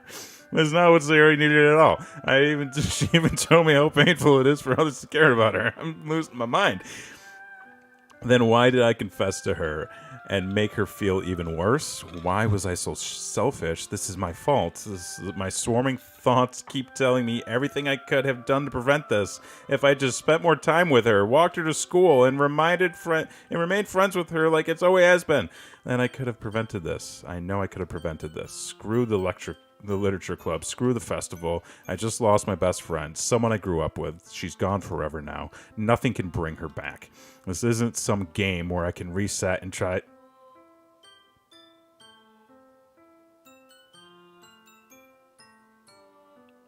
Where I can reset and try something different. I only had one chance and I wasn't careful enough. And now I'll carry this guilt with me until I die. Good thing you've been saving all those games. Go back and try not to kill her this time, okay? Nothing in my life is worth more than hers, but I still couldn't do what she needed from me. And now, I can never take it back. Never. Never. Never. Never. Never. Never.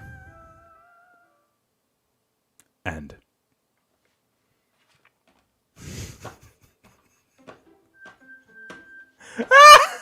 What?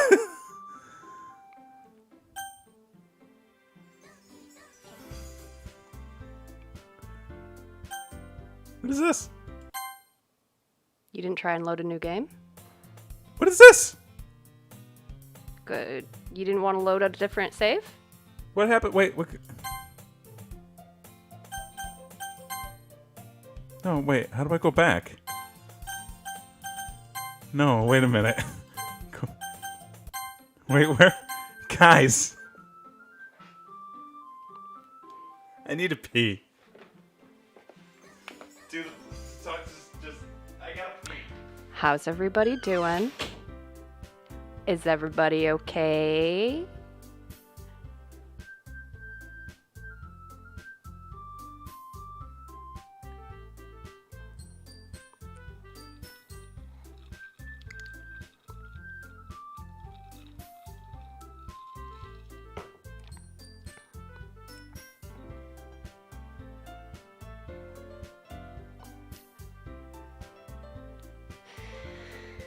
Oh, good, good. You're doing good, Gwilda.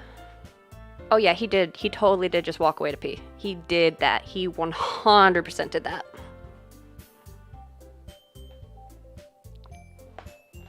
He did it.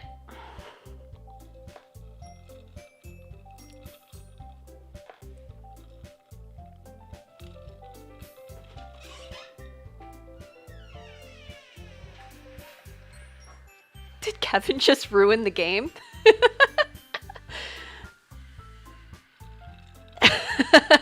Thank you, Bergman.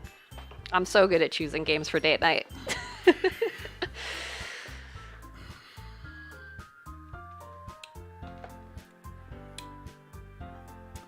I feel uneasy.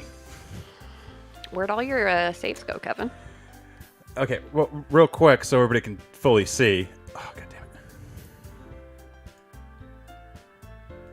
it. Where'd we go? Where are we?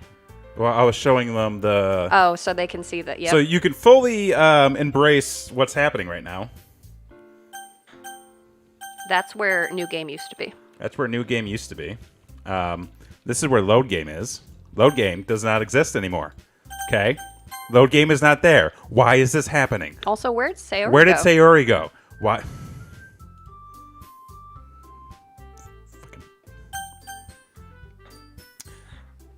No, not okay. What just happened? Kevin is sneaking through the bathroom window to run away. No windows in that bathroom. No windows in that bathroom. No windows in any bathroom. Also, we're here. on the 6th floor. We're on the 6th floor, so... Please don't do that. So wait, do we go back through this? Is this what's... Oh, okay, what the fuck? That's what it says. I see it in no... Read. Excuse me? Seems you're in a bit of a pickle. I see an annoying girl running toward me from the distance, waving her arms in the air like she's totally oblivious to any attention she might draw to herself. This girl is... letters. My neighbor and good friend since we were children. You know, the kind of friend you never see yourself making today, but it just kind of works out because you've known each other for so long. We used to walk to school together on days like this, but started around high school. She would oversleep more and more frequently, and I would get tired of waiting up. If you've watched, if you tuned in to last night's episode, all of this sounds familiar. Yo, the Matrix is eliminating all of the competition. But if she's going to chase after me like this, I feel almost better off running away. However, I just sigh and idle in front of the crosswalk and let what was supposed to be once Sayori catch up to me.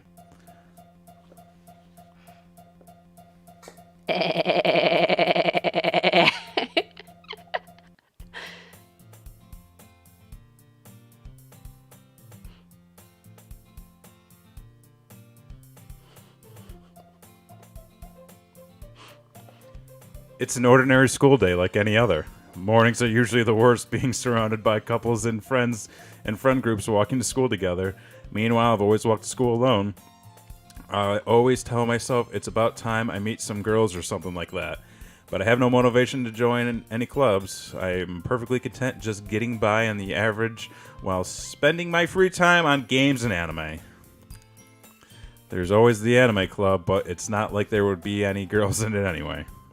I think your game is having some issues. Yeah, this is like that level of Metal Gear Solid that made me return my game, and then I realized no, you just plug it into the other controller slot, dummy.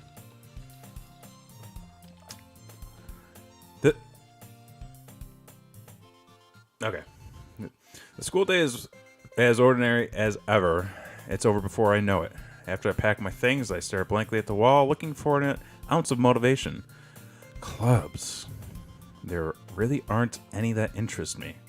Besides, most of them would probably be too demanding for me to want to deal with.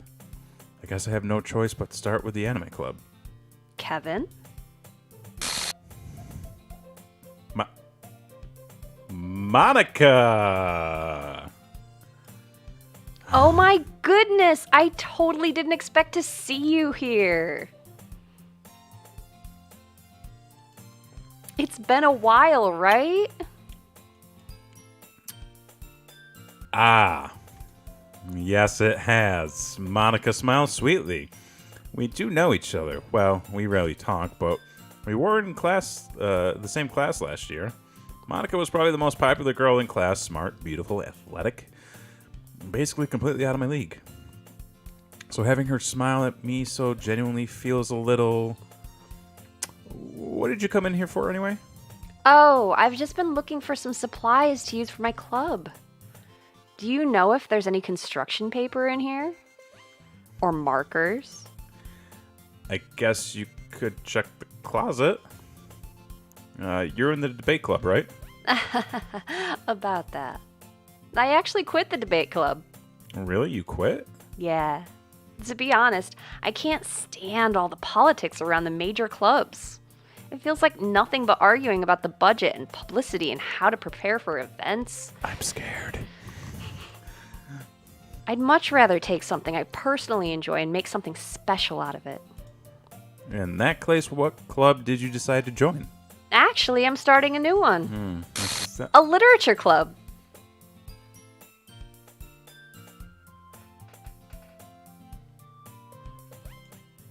Literature? That sounds kind of dull. How many members do you have so far?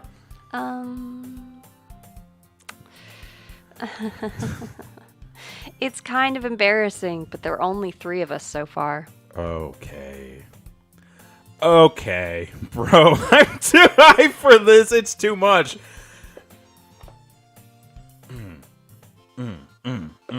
Okay. It's really hard to find new members for something that sounds so boring. Well, I can see that. But it's really not boring at all, you know? Literature can be anything. Reading, writing, poetry. I mean, one of my members even keeps her manga collection in the club room. Wait, really? Yeah, it's funny, right? She always insists that manga is literature too. I mean, she's not wrong, I guess. And besides, a member's a member, right? Did Monica say she... Hey, Kevin. By any chance, are you still looking for a club to join? No. I mean, I guess so, but... In that case, is there any chance you could do me a big favor? I don't know if I want to hang out with Monica anymore, guys. I won't ask you to join, but if you could at the very least visit my club, it would make me really happy. Guys, I don't want to hang out with Monica anymore. Well, I guess I have no reason to refuse. Besides, how could I ever refuse somebody like Monica? Oh, you poor bastard. Sure, I guess I could check it out. Ah, awesome. You're really sweet, Kevin. You know that? Sure I am. It's really nothing. Shall we go then? I'll look for the materials another time. You're more important. I'm scared. And thus today marks the day I sold my soul to Monica and her irresistible smile. I timidly follow Monica across the school and upstairs, a section of the school I rarely visit, being generally used for third-year classes and activities. Fucking told you. Monica is full of energy, swings open the classroom door. I'm back, and I brought a guest with me. Eh?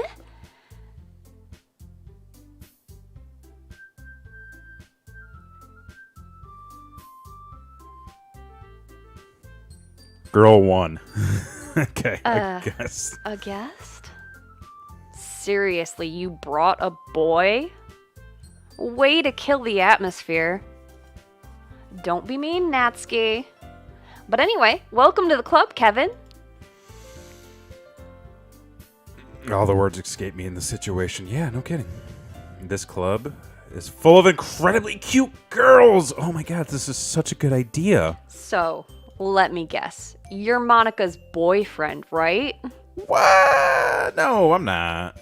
Natsuki? The girl with the sour attitude, whose name is apparently Natsuki, is one I don't recognize. Her small figure makes me think she's probably a first year. Anyway, this is Natsuki, energetic as usual. And this is Yuri, the vice president. It's nice to meet you. Yuri, who appears comparatively more mature and timid, seems to have a hard time keeping up with someone like Natsuki. Yeah, it's nice to meet both of you. So, I ran into Kevin in a classroom, and he decided to come check out the club. Isn't that great? It's great. Wait, Monica. It's great. Didn't I tell you to let me know in advance before you brought anyone new? I was going to, well, you know. There's no cupcakes? Sorry. Yuri got a promotion. Oh my god. Yuri. Holy shit. I didn't forget that, but I just happened to run into him. In that case, I should at least make some tea, right? Yo. Yeah, that would be great. Why don't you come sit down, Kevin? A little scared. The girls have a few desks arranged to form a table. Yuri walks to the corner of the room and opens the closet. Meanwhile, Monica and Natsuki sit across from each other. Still feeling awkward, I take a seat next to Monica. So, I know you didn't really plan on coming here, but we'll make sure you feel right at home, okay? As president of the Literature Club, it's my duty to make the club fun and exciting for everyone. I'm surprised there aren't more people in the club yet. It must be hard to start a new club. You could put it that way. Not many people are very interested in putting out all the effort to start something brand new. Especially when it's something that doesn't grab your attention, like literature. You have to work hard to convince people that you're both fun and worthwhile. But it makes school events like the festival that much more important. I'm confident that we can all really grow this club before we graduate. Right, Natsuki? Well, I guess. Natsuki reluctantly agrees. Such different girls, all interested in the same goal. Monica must have worked really hard just to find these two. Yuri returns to the table carrying a tea set. She carefully places a teacup in front of each of us before setting down the teapot in the middle. You keep a whole... you keep a whole tea set in the classroom? Don't worry, the teachers gave us permission. After all, doesn't a hot cup of tea help you enjoy a good book? I guess. Don't let yourself get intimidated. Yuri's just trying to impress you. That's not... And insulted, Yuri looks away. I mean, I meant that, you know? I believe you. Well, tea and reading might not be a pastime of mine, but at least I enjoy tea. I'm glad. Yuri faintly smiles to herself in relief. So, Kevin, what kinds of things do you like to read? Manga. Considering how little I've read in the past few years, I don't really have a good way of answering that. Manga. We've been here. We've been here. I mutter quietly to myself, half joking. Natsuki's head suddenly perks up. It looks like she wants to say something, but she keeps quiet. Not much of a reader, I guess. Ugh. Well, that can change. What am I saying? I spoke without thinking after seeing Yuri's sad smile. Anyway, what about you, Yuri? Well, let's see. Yuri traces the rim of her teacup with her finger.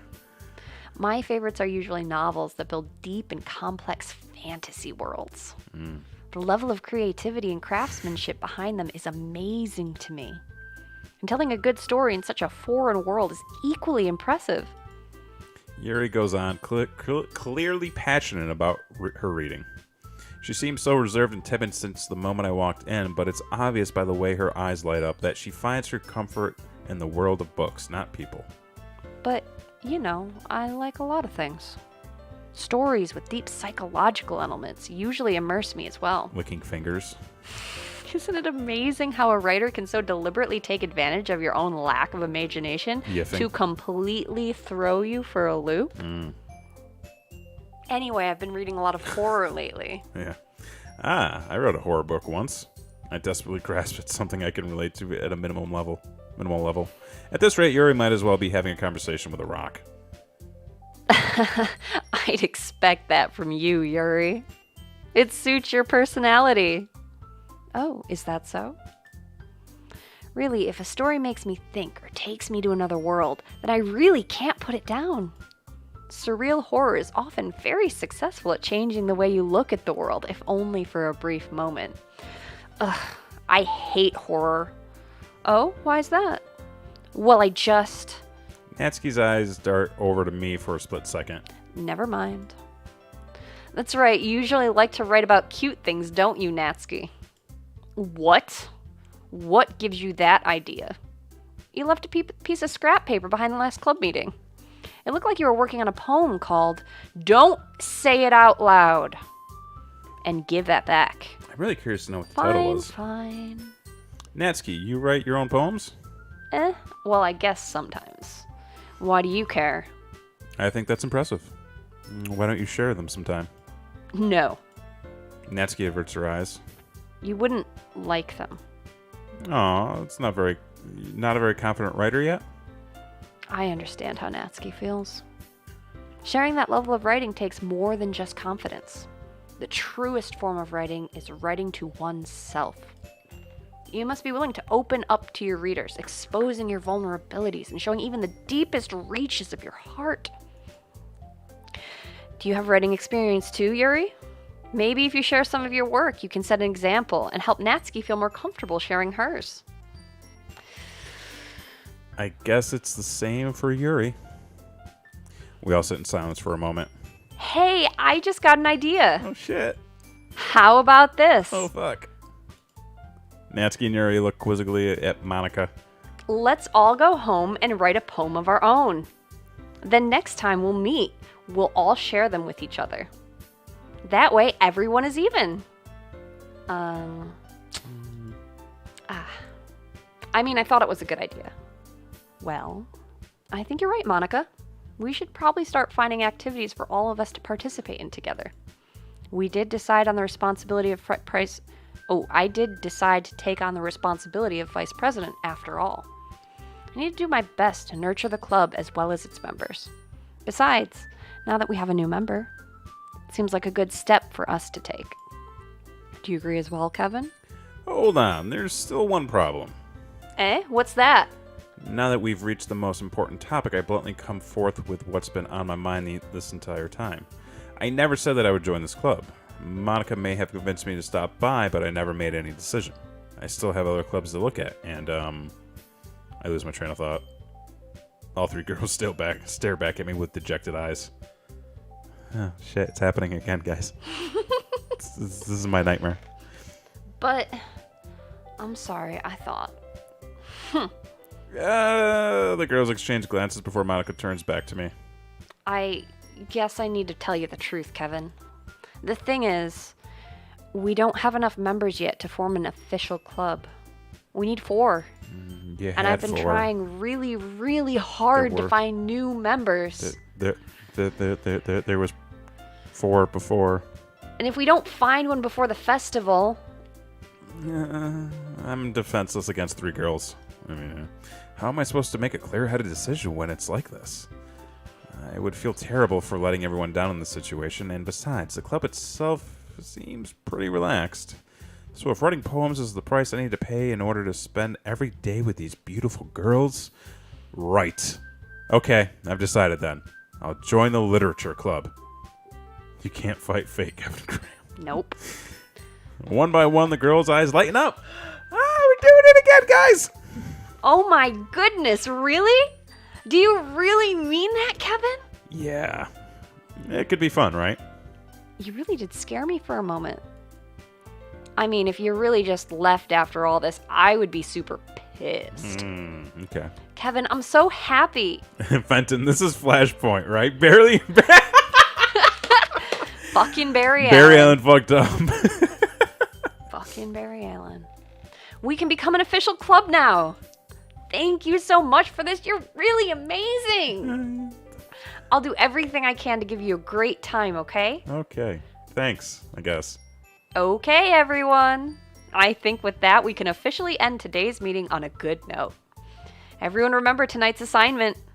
Write a poem to bring to the next meeting so we can all share. Monica looks over at me once more. We got a cat drop. You can't see him. Cat dropping. Oh, Gwen? Kevin, I look forward to seeing how you express yourself. Oh, shit. Yeah.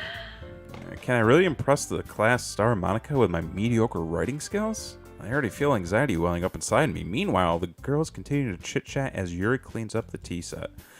I guess I'll be on my way then. Okay. I'll see you tomorrow then. Okay. I can't wait. I can't wait either. With that, I depart the club room to make my way home. The whole way, my mind wanders back and forth between the 3 girls. Natsuki, Yuri, and of course, Monica. Will I really be happy spending every day after school in a literature club? Perhaps I'll have a chance to grow closer to one of these girls. All right.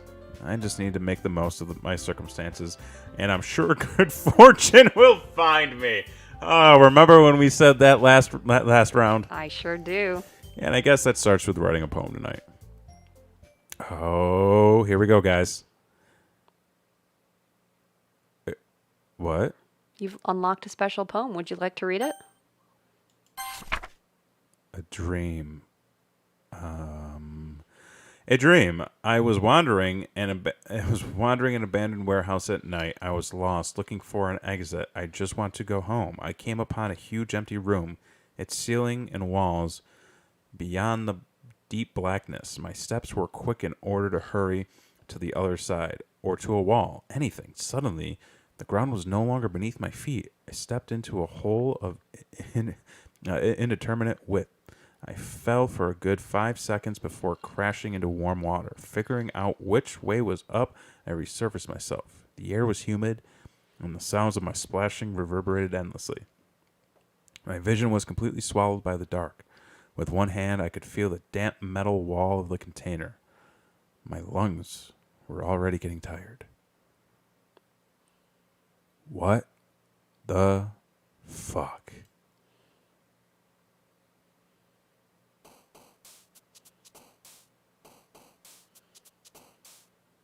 You've got a poem to write, mister.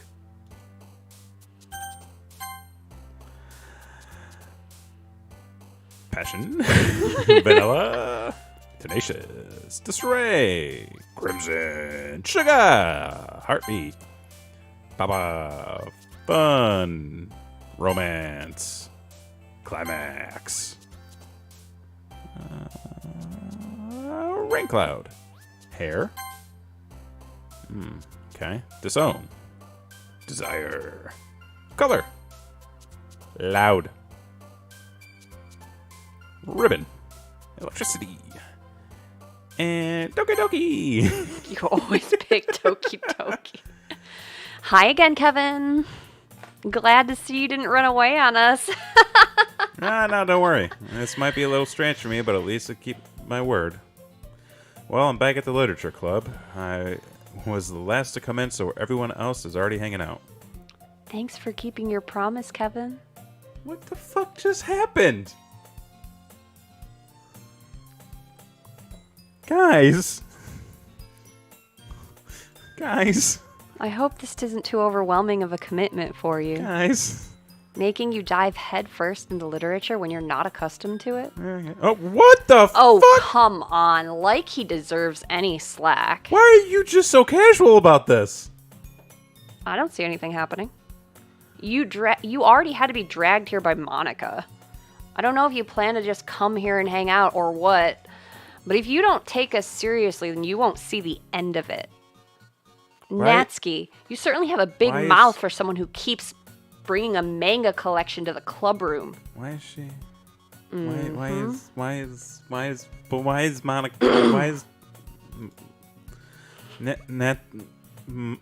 Monica was? The music is strange. Natsuki finds herself stuck between saying Monica and manga. Bergman is concerned for Axe. Manga is literature. Swiftly defeated, Natsuki plops back into her seat. I'm sorry, Kevin. We'll make sure to put your comfort first, okay? Yuri shoots Natsuki with a disappointed glance. Anyway. Now that you're in the club and all, perhaps you might have an interest in picking up a book to read? Well, something's different about this. I can't really say no either way. Like you said, I'm in this club now. So it only feels right for me to do something like that if you ask. Wait. I didn't mean it like that. Ooh. If you don't really want to, then forget I said anything, I guess. No, it's not that, Yuri. I just want to be part of this club. So even if I don't read often, I'd be happy to pick up a book if you wanted me to. Are you sure? I just felt like... This is fucking music, man. As vice president and all... The fuck just... That I should help you get started on something you might like. Yuri reaches into her bag and pulls out a book. I didn't want you to feel left out, so I picked out a book that I thought you might enjoy. It's a short read, so it should keep your attention even if you don't usually read.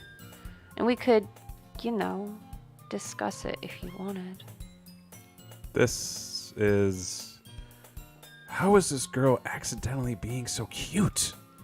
She even picked out a book she thinks I'll like despite me not reading much.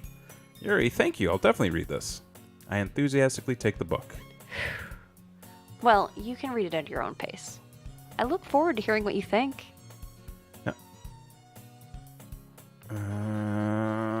Now that everyone's settled in, I expect Monica to kick off some scheduled activities for the club. But that doesn't seem to be the case. Yuri's face is already buried in a book, and I can't help but to notice her intense expression, like she was waiting for this chance. Meanwhile, Natsuki is rummaging around in the closet. The classroom is sideways. The classroom is sideways now. The classroom is sideways now. I hear Natsuki utter an exasperated sigh from within the closet. She seems to be annoyed by something. I approach her in case she needs a hand. We never did this last time. This is new. This is new content, guys. Guys, new content. Are you just gonna take each girl home, talk to them, and that causes their death by one by one? No, I'm not gonna try to kill any of them. You're looking for something in there? Fucking Monica.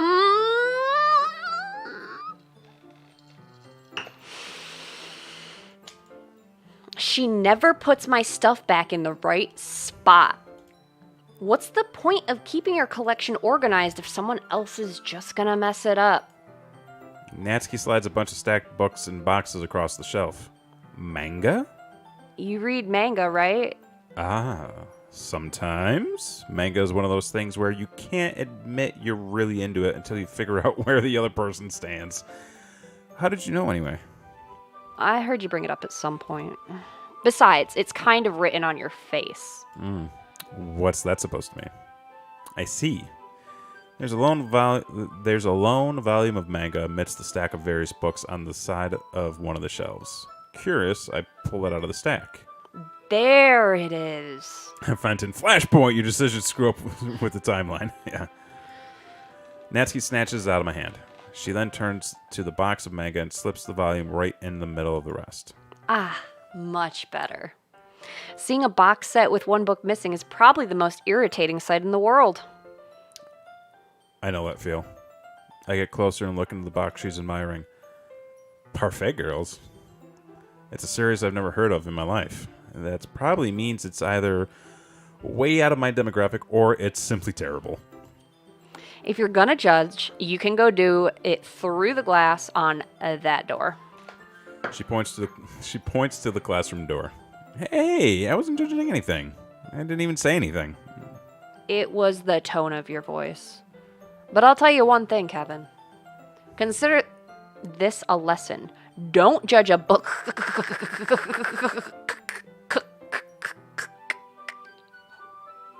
I love you for that.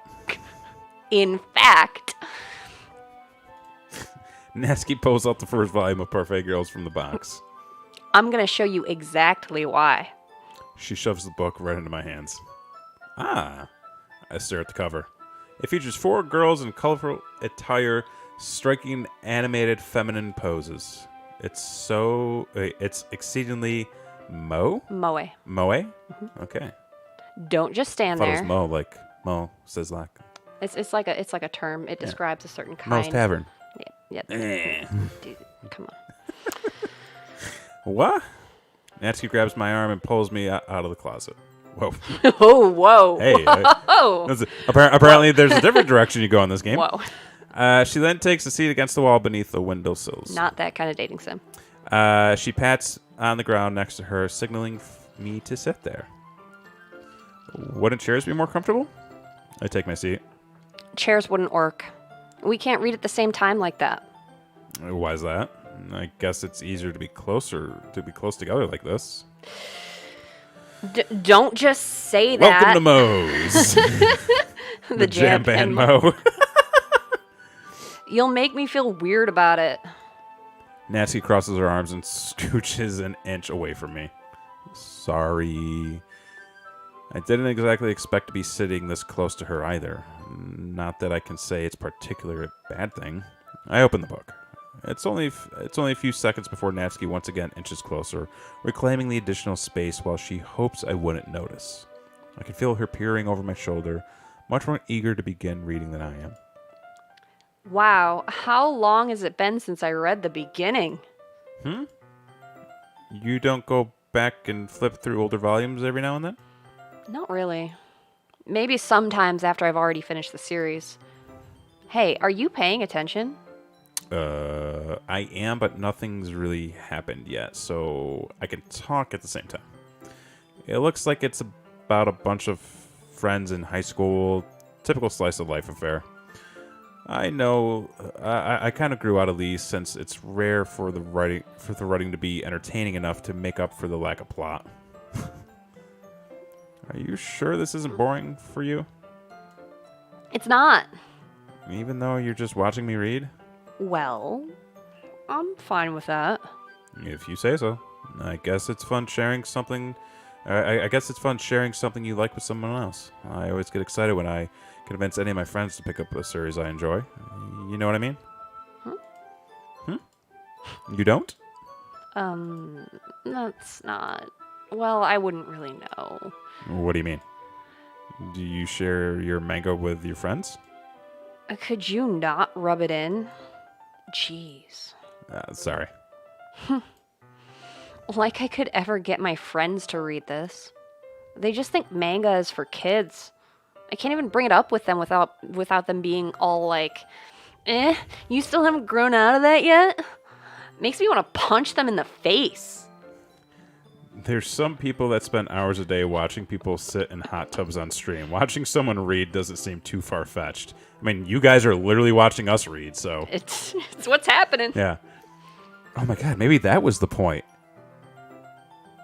It's a simulation within a simulation within a simulation within a simulation. Oh my We're 4 God. levels deep, guys.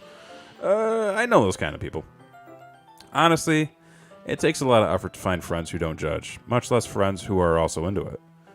And I'm already kind of a loser, so I guess I gravitate towards the other losers over there, over time. But it's probably harder for someone like you. Yeah, that's pretty accurate. Wait, which part? I mean, I feel like I can't even keep it in my own room. What? My dad would beat the shit out of me if he found this. What the fuck? What the fuck? At least it's safe here in the club room. Oh no.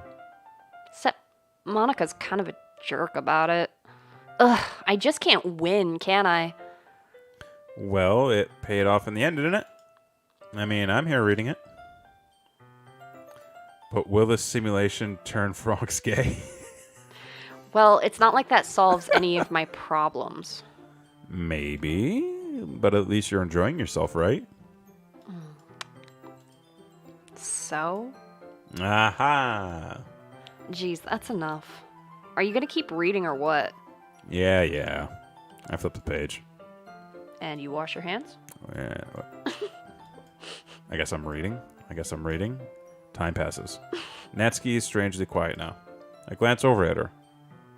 She looks like she started to fall asleep. Hey, Natsuki. Yeah? I didn't like that. That was creepy. I really didn't like that. Suddenly, Natsuki collapses straight into me. Hey, guys, it's happening. What the fuck is happening? Make it stop. Oh, jeez. Oh, jeez. Oh, jeez. Oh, jeez. Oh, jeez. Oh, jeez. Natsuki, are you okay? I'm scared. Here. Monica reaches into her bag and pulls out some kind of protein. Oh, these girls aren't getting enough protein. Listen, here's what you're doing if you need a quick fix. Okay, get a banana, some peanut butter, maybe a piece of toast, or you can go with this very simple breakfast. 2 eggs, 2 bacon, or 2 sausage, 2 pieces of toast, glass of orange juice, maybe a cup of coffee, definitely a glass of water. You got to stay hydrated. Oh, it's just the beatus. Oh, God. Okay, so protein bar. She throws it in Natsuki's direction. Natsuki's eyes suddenly lighten up again. She snatches the bar from the floor and immediately tears off the wrapper. I told you not to give... She doesn't even finish her sentence before stuffing it into her mouth. Don't worry, Kevin. Guys, the music's gone again. She's fine. Guys, the music's gone It again. just happens every now and then. Guys, where'd the music That's go? why I always keep a snack in my bag for her. Why is she keeping these people fed? Anyway, Monica? why don't we all share poems now? Monica, I'm scared. Who do you want to read a poem to, Kevin?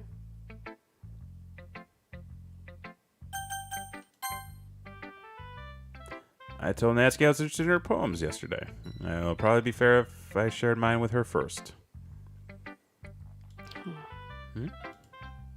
Okay, well, let's start with the things I don't like. First of all, Natsuki rereads my poem. Never mind. I don't feel like giving you my opinion. Then what's the point of sharing it in the first place? I wrote this when I could have been doing other things. Ugh. In fact, remember how I said I wanted to read your poems? This is what I had in mind when writing this. I want to help you feel comfortable enough to share yours. Like Monica said. Ugh.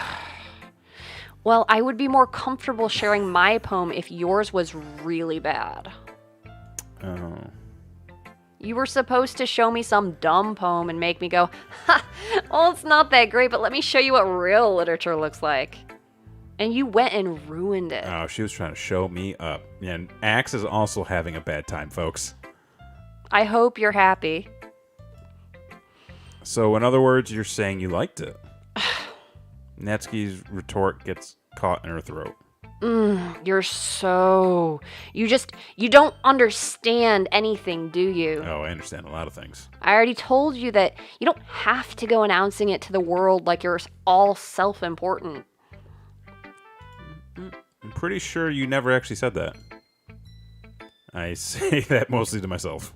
Natsuki must really hate me or something. I can't figure it out if it's a win or loss that she liked my poem. In any case, you still need to show me yours, right? Fine, I guess. Only because Monica will make me if I don't. There we go. Eagles can fly, monkeys can climb, crickets can leap, horses can race, owls Something can seek, familiar. cheetahs can run, eagles can fly, people can try, Nothing but that's about uncomfortable, it. nothing weird, Yeah. no glitches. It's normal. At the end of the day, is fine. At the end of the day, people can try. People can absolutely try. And that's all that matters. That's all that matters. Yeah. Fly. Yeah. Come here, fly. There's a fly in this fucking room. Sure is. Oh, it's back. Oh, where'd it go? Fuck. It's fucking... I've been catching them lately. Ooh, nice. I told you that you weren't gonna like it. I like it. What? Just be honest. I am. Oh, Oh, I almost got it. I am. Why are you so convinced I wouldn't like it? Well, because everyone in high school thinks that writing has to be all sophisticated and stuff. So people don't even take my writing seriously. I would like to point out, suddenly the skip button is clickable. Oh. Because all of this is exactly the same as we've already read. So if it... Oh. We can skip through text that's already been read. Okay. Save Good. ourselves a little bit of time. Good to know. We'll, is there any reason to go back through... It will always stop you if something's changed. Gotcha. Okay. Let's go to Yuri next.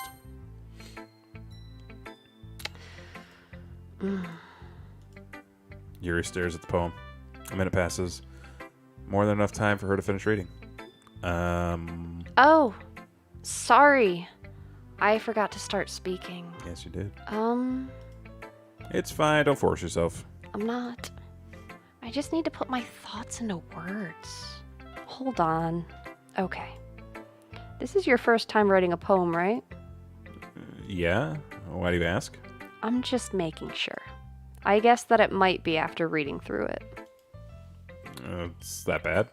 No! Did I just raise my voice? Ugh, I'm so sorry. Yuri blushes her face and... Yuri buries her face in her hands. I couldn't help but notice it's been several minutes and we haven't really gotten anywhere. It might take Yuri a while to get used to new people. It's fine, I didn't notice. What were you saying? Right, it's just that there are specific writing habits that are usually typical of new writers. Okay, so we can skip this. She didn't like your poem this time. She wrote the same poem. Same poem. Okay. Both poems were exactly the same. Yes, that's right. Okay. Except, instead, this time, Yuri hated it, and Natsuki liked it, which last time you had It it was flipped. flipped, yeah, because we were Team Yuri last time for a little bit. It's nothing really. Well, it makes... Oh, that's you. It's like, what are you doing? I don't know. Now I'm glitching out. Well, it makes me happy that you'd think that. Just remember that it won't be long before you pick up on these things, too. Yeah, maybe you're right. I guess I'll have to keep trying. I'm counting on you. Getting ahead of myself. Monica! Hi, Kevin. Having a good time so far? Nope. Yeah. Good. Glad to hear it. By the way, since you're new and everything, if you ever have any suggestions for the club, like new activities or things we can do better, I'm always listening. Don't be afraid to bring things up, okay? All right, I'll keep that in mind. Of course, I'll be afraid to bring things up. I'm much better off just going with the flow until I'm more settled in. Anyway, want to share your poem with me? It's kind of embarrassing, but I guess I have to. Don't worry, Kevin. We're all a little embarrassed today, you know? But it's that sort of barrier we'll all have to learn to get past soon. Yeah, that's true. I hand Monica my poem. Mm-hmm. I like it, Kevin. Really? It's a lot cuter than I expected. Oh, geez. No. It kind of makes me think of something Natsuki would write. Oh. And she's a good writer, too. Yeah? So take that as a compliment. Cool. Aha. If you say so. Yep. If you're interested in Natsuki, then always keep a snack on you. Oh. I am the snack. Oh, God. She'll cling to you like a puppy. Natsuki's dad doesn't give her lunch money or leave her any food in the house, so she's in a fussy mood pretty often. Oh my god, no. Oh no. But sometimes she just loses all of her strengths and shuts down. That's terrible. Monica is a bad Janet. She is. Like earlier. This is just a guess, but I think she's so small because her malnutrition is interfering with her adolescent growth. Yeah, you think? But hey, some guys are into petite girls too, you know?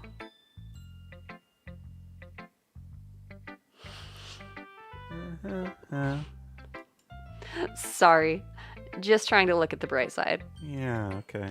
Anyway, do you want to read my poem now? Wait. Oh, Bergman. Does Natsuki bake in this timeline? Well, she did say she was upset that Monica didn't tell her so that she could. But, oh. So she didn't. Oh, yeah, I'll read. Bake something, bitch. Don't worry, I'm not very good. You sound pretty confident for someone who claims to not be very good. Well, that's because I have to sound confident. That doesn't mean I always feel that way, you know? I see. Well, let's read it then. Hole in the wall, but he wasn't looking at me. Confused, I frantically glance at my surroundings, but my burned eyes can no longer see color. There are 3 others in this room. Are they talking? Or are they simply poems on flat sheets of paper? Guys, the sound of frantic scrawling playing tricks on my ears. The room begins to crinkle, closing in on me. The air I breathe dissipates before it reaches my lungs. I panic. There must be a way out.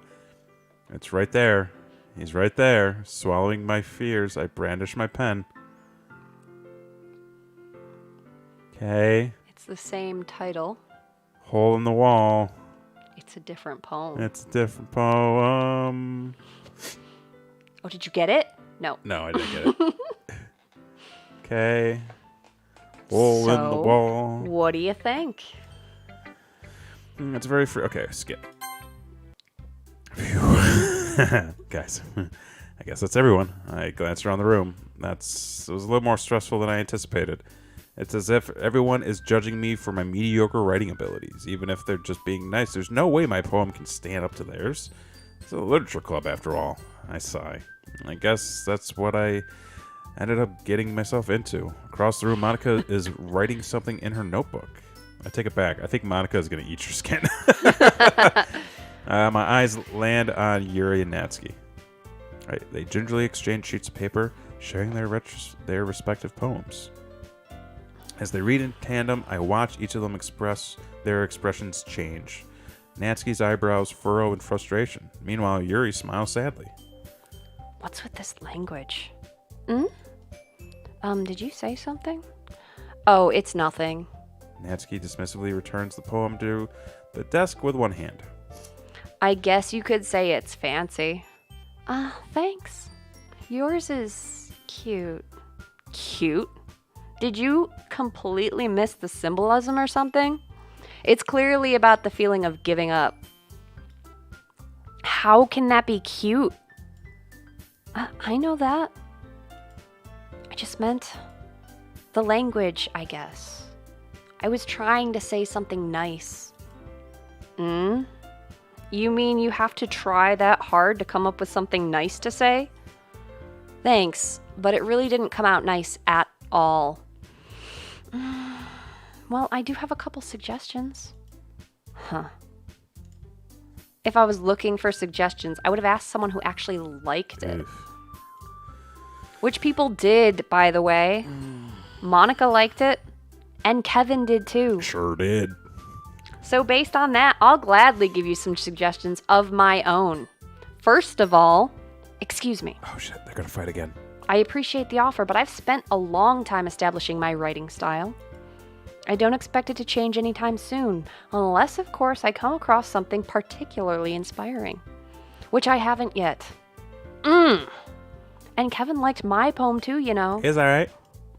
He even told me he was impressed by it. I was impressed by it. Natsuki suddenly stands up. Oh? Oh. I didn't realize you were so invested in trying to impress our new member, Yuri. Fight. That's not fight, what... Fight. Ugh. You're just... Yuri stands up as well. Maybe you're just jealous that Kevin appreciates my advice more than he appreciated yours. Oh, they're jealous. Huh. And how do you know he didn't appreciate my advice more? Are you that full of yourself?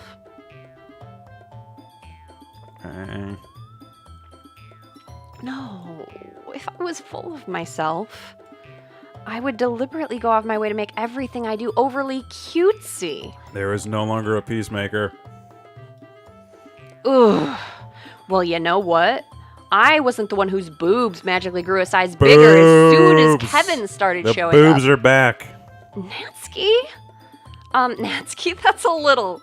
This doesn't involve you. Monica. Taking out your own insecurities on others like that. Monica. You really act as young as you look, Natsuki. Me? Look who's talking, you want to be edgy, bitch. Oh, shit. Guys, it's happening. Guys, strap in. Edgy? Sorry that my lifestyle is too much for someone of your mental age to comprehend. Oh. Guys, no one's here to call boobs big and beautiful anymore.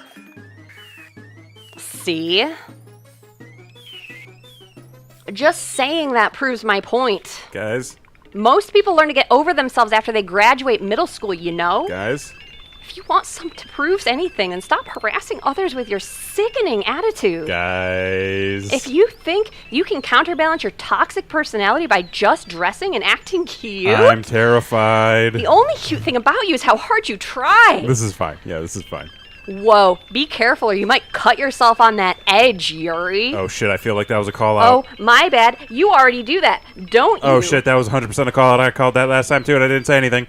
Did you just accuse me of cutting myself? That was the knife was for. What the fuck is wrong with your head? Oh, my God, this is getting intense. Yeah, go on. I'm scared. Let Kevin hear everything you really think. I'm sure he'll be head over heels for you after this. I don't want to be here anymore. Suddenly, Yuri turns towards me as if she just noted I was standing here. Kevin, she's just trying to make me look bad. That's not true. She started it.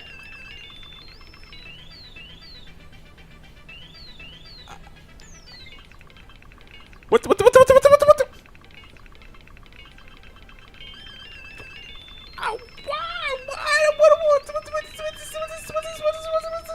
what is this? What is this? You have to pick somebody, Kevin. Team Yuri. Ah!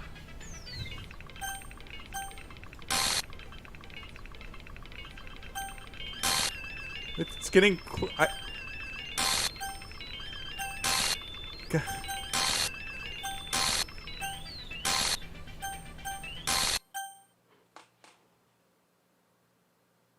Hello, Kevin.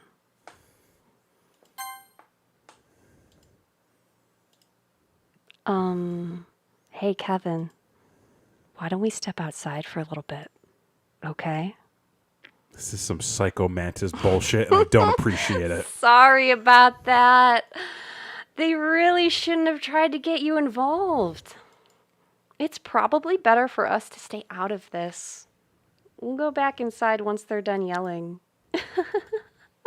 Some president I am, right?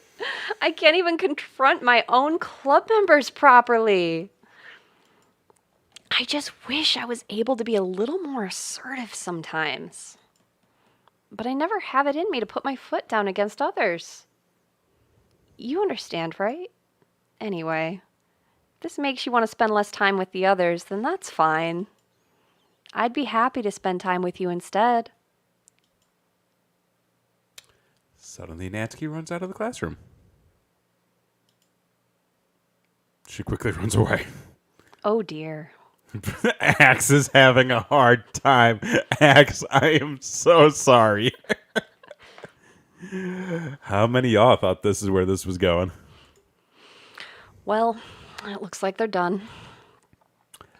I didn't mean it. I didn't mean it. I didn't mean it. Yuri is rocking back and forth in her desk with her palms on her forehead. Yuri? I didn't mean it. I believe you. I have no idea what Yuri might have said to Natsuki. Or did. Kevin, please don't hate me. Please.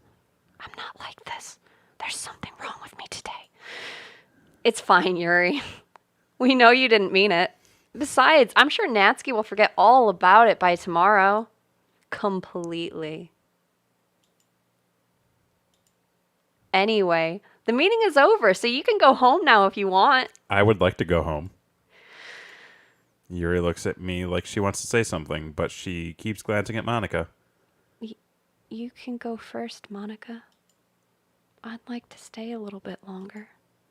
I'm the president, so I should be the last one out. I'll wait for you to be done. Well, I'm vice president, so please let me take that responsibility today. It kind of sounds like you don't want me around for something, Yuri. I know what you're up to. It's not that. It's not that. Axio Natsuki is dead as fuck. I didn't get much of a chance to discuss my book with Kevin. Yeah. It would just be embarrassing with you listening. Let's discuss the book now. I guess I don't really have a choice, do I? No. I'm sorry for causing trouble. No. But I really appreciate you understanding. What the fuck just happened, guys? I want to go to the bathroom. How about you write a poem? Discuss. Everybody?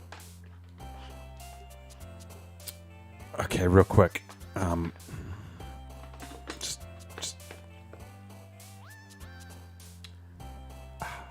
How is everybody doing? Everybody good? Everybody doing okay? You guys hanging in there? I'm worried. This is not as fun anymore. Playground. Milk. Kitty. Whisper. Alone. Ambient. Crimson. Marshmallow. Vivid. Acts not well. Destiny. Shiny. Melody. Fear. What is this? What is this? What is happening here? Why is this a thing that is happening? Oh my god, I did something! There's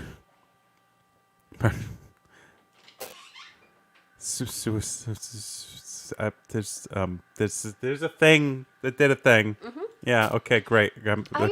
Yeah, I'm fine. I'm doing wonderful. You're fine. You're doing great. You're doing great, Kevin. You got this. Yeah. Where are we right now, game-wise?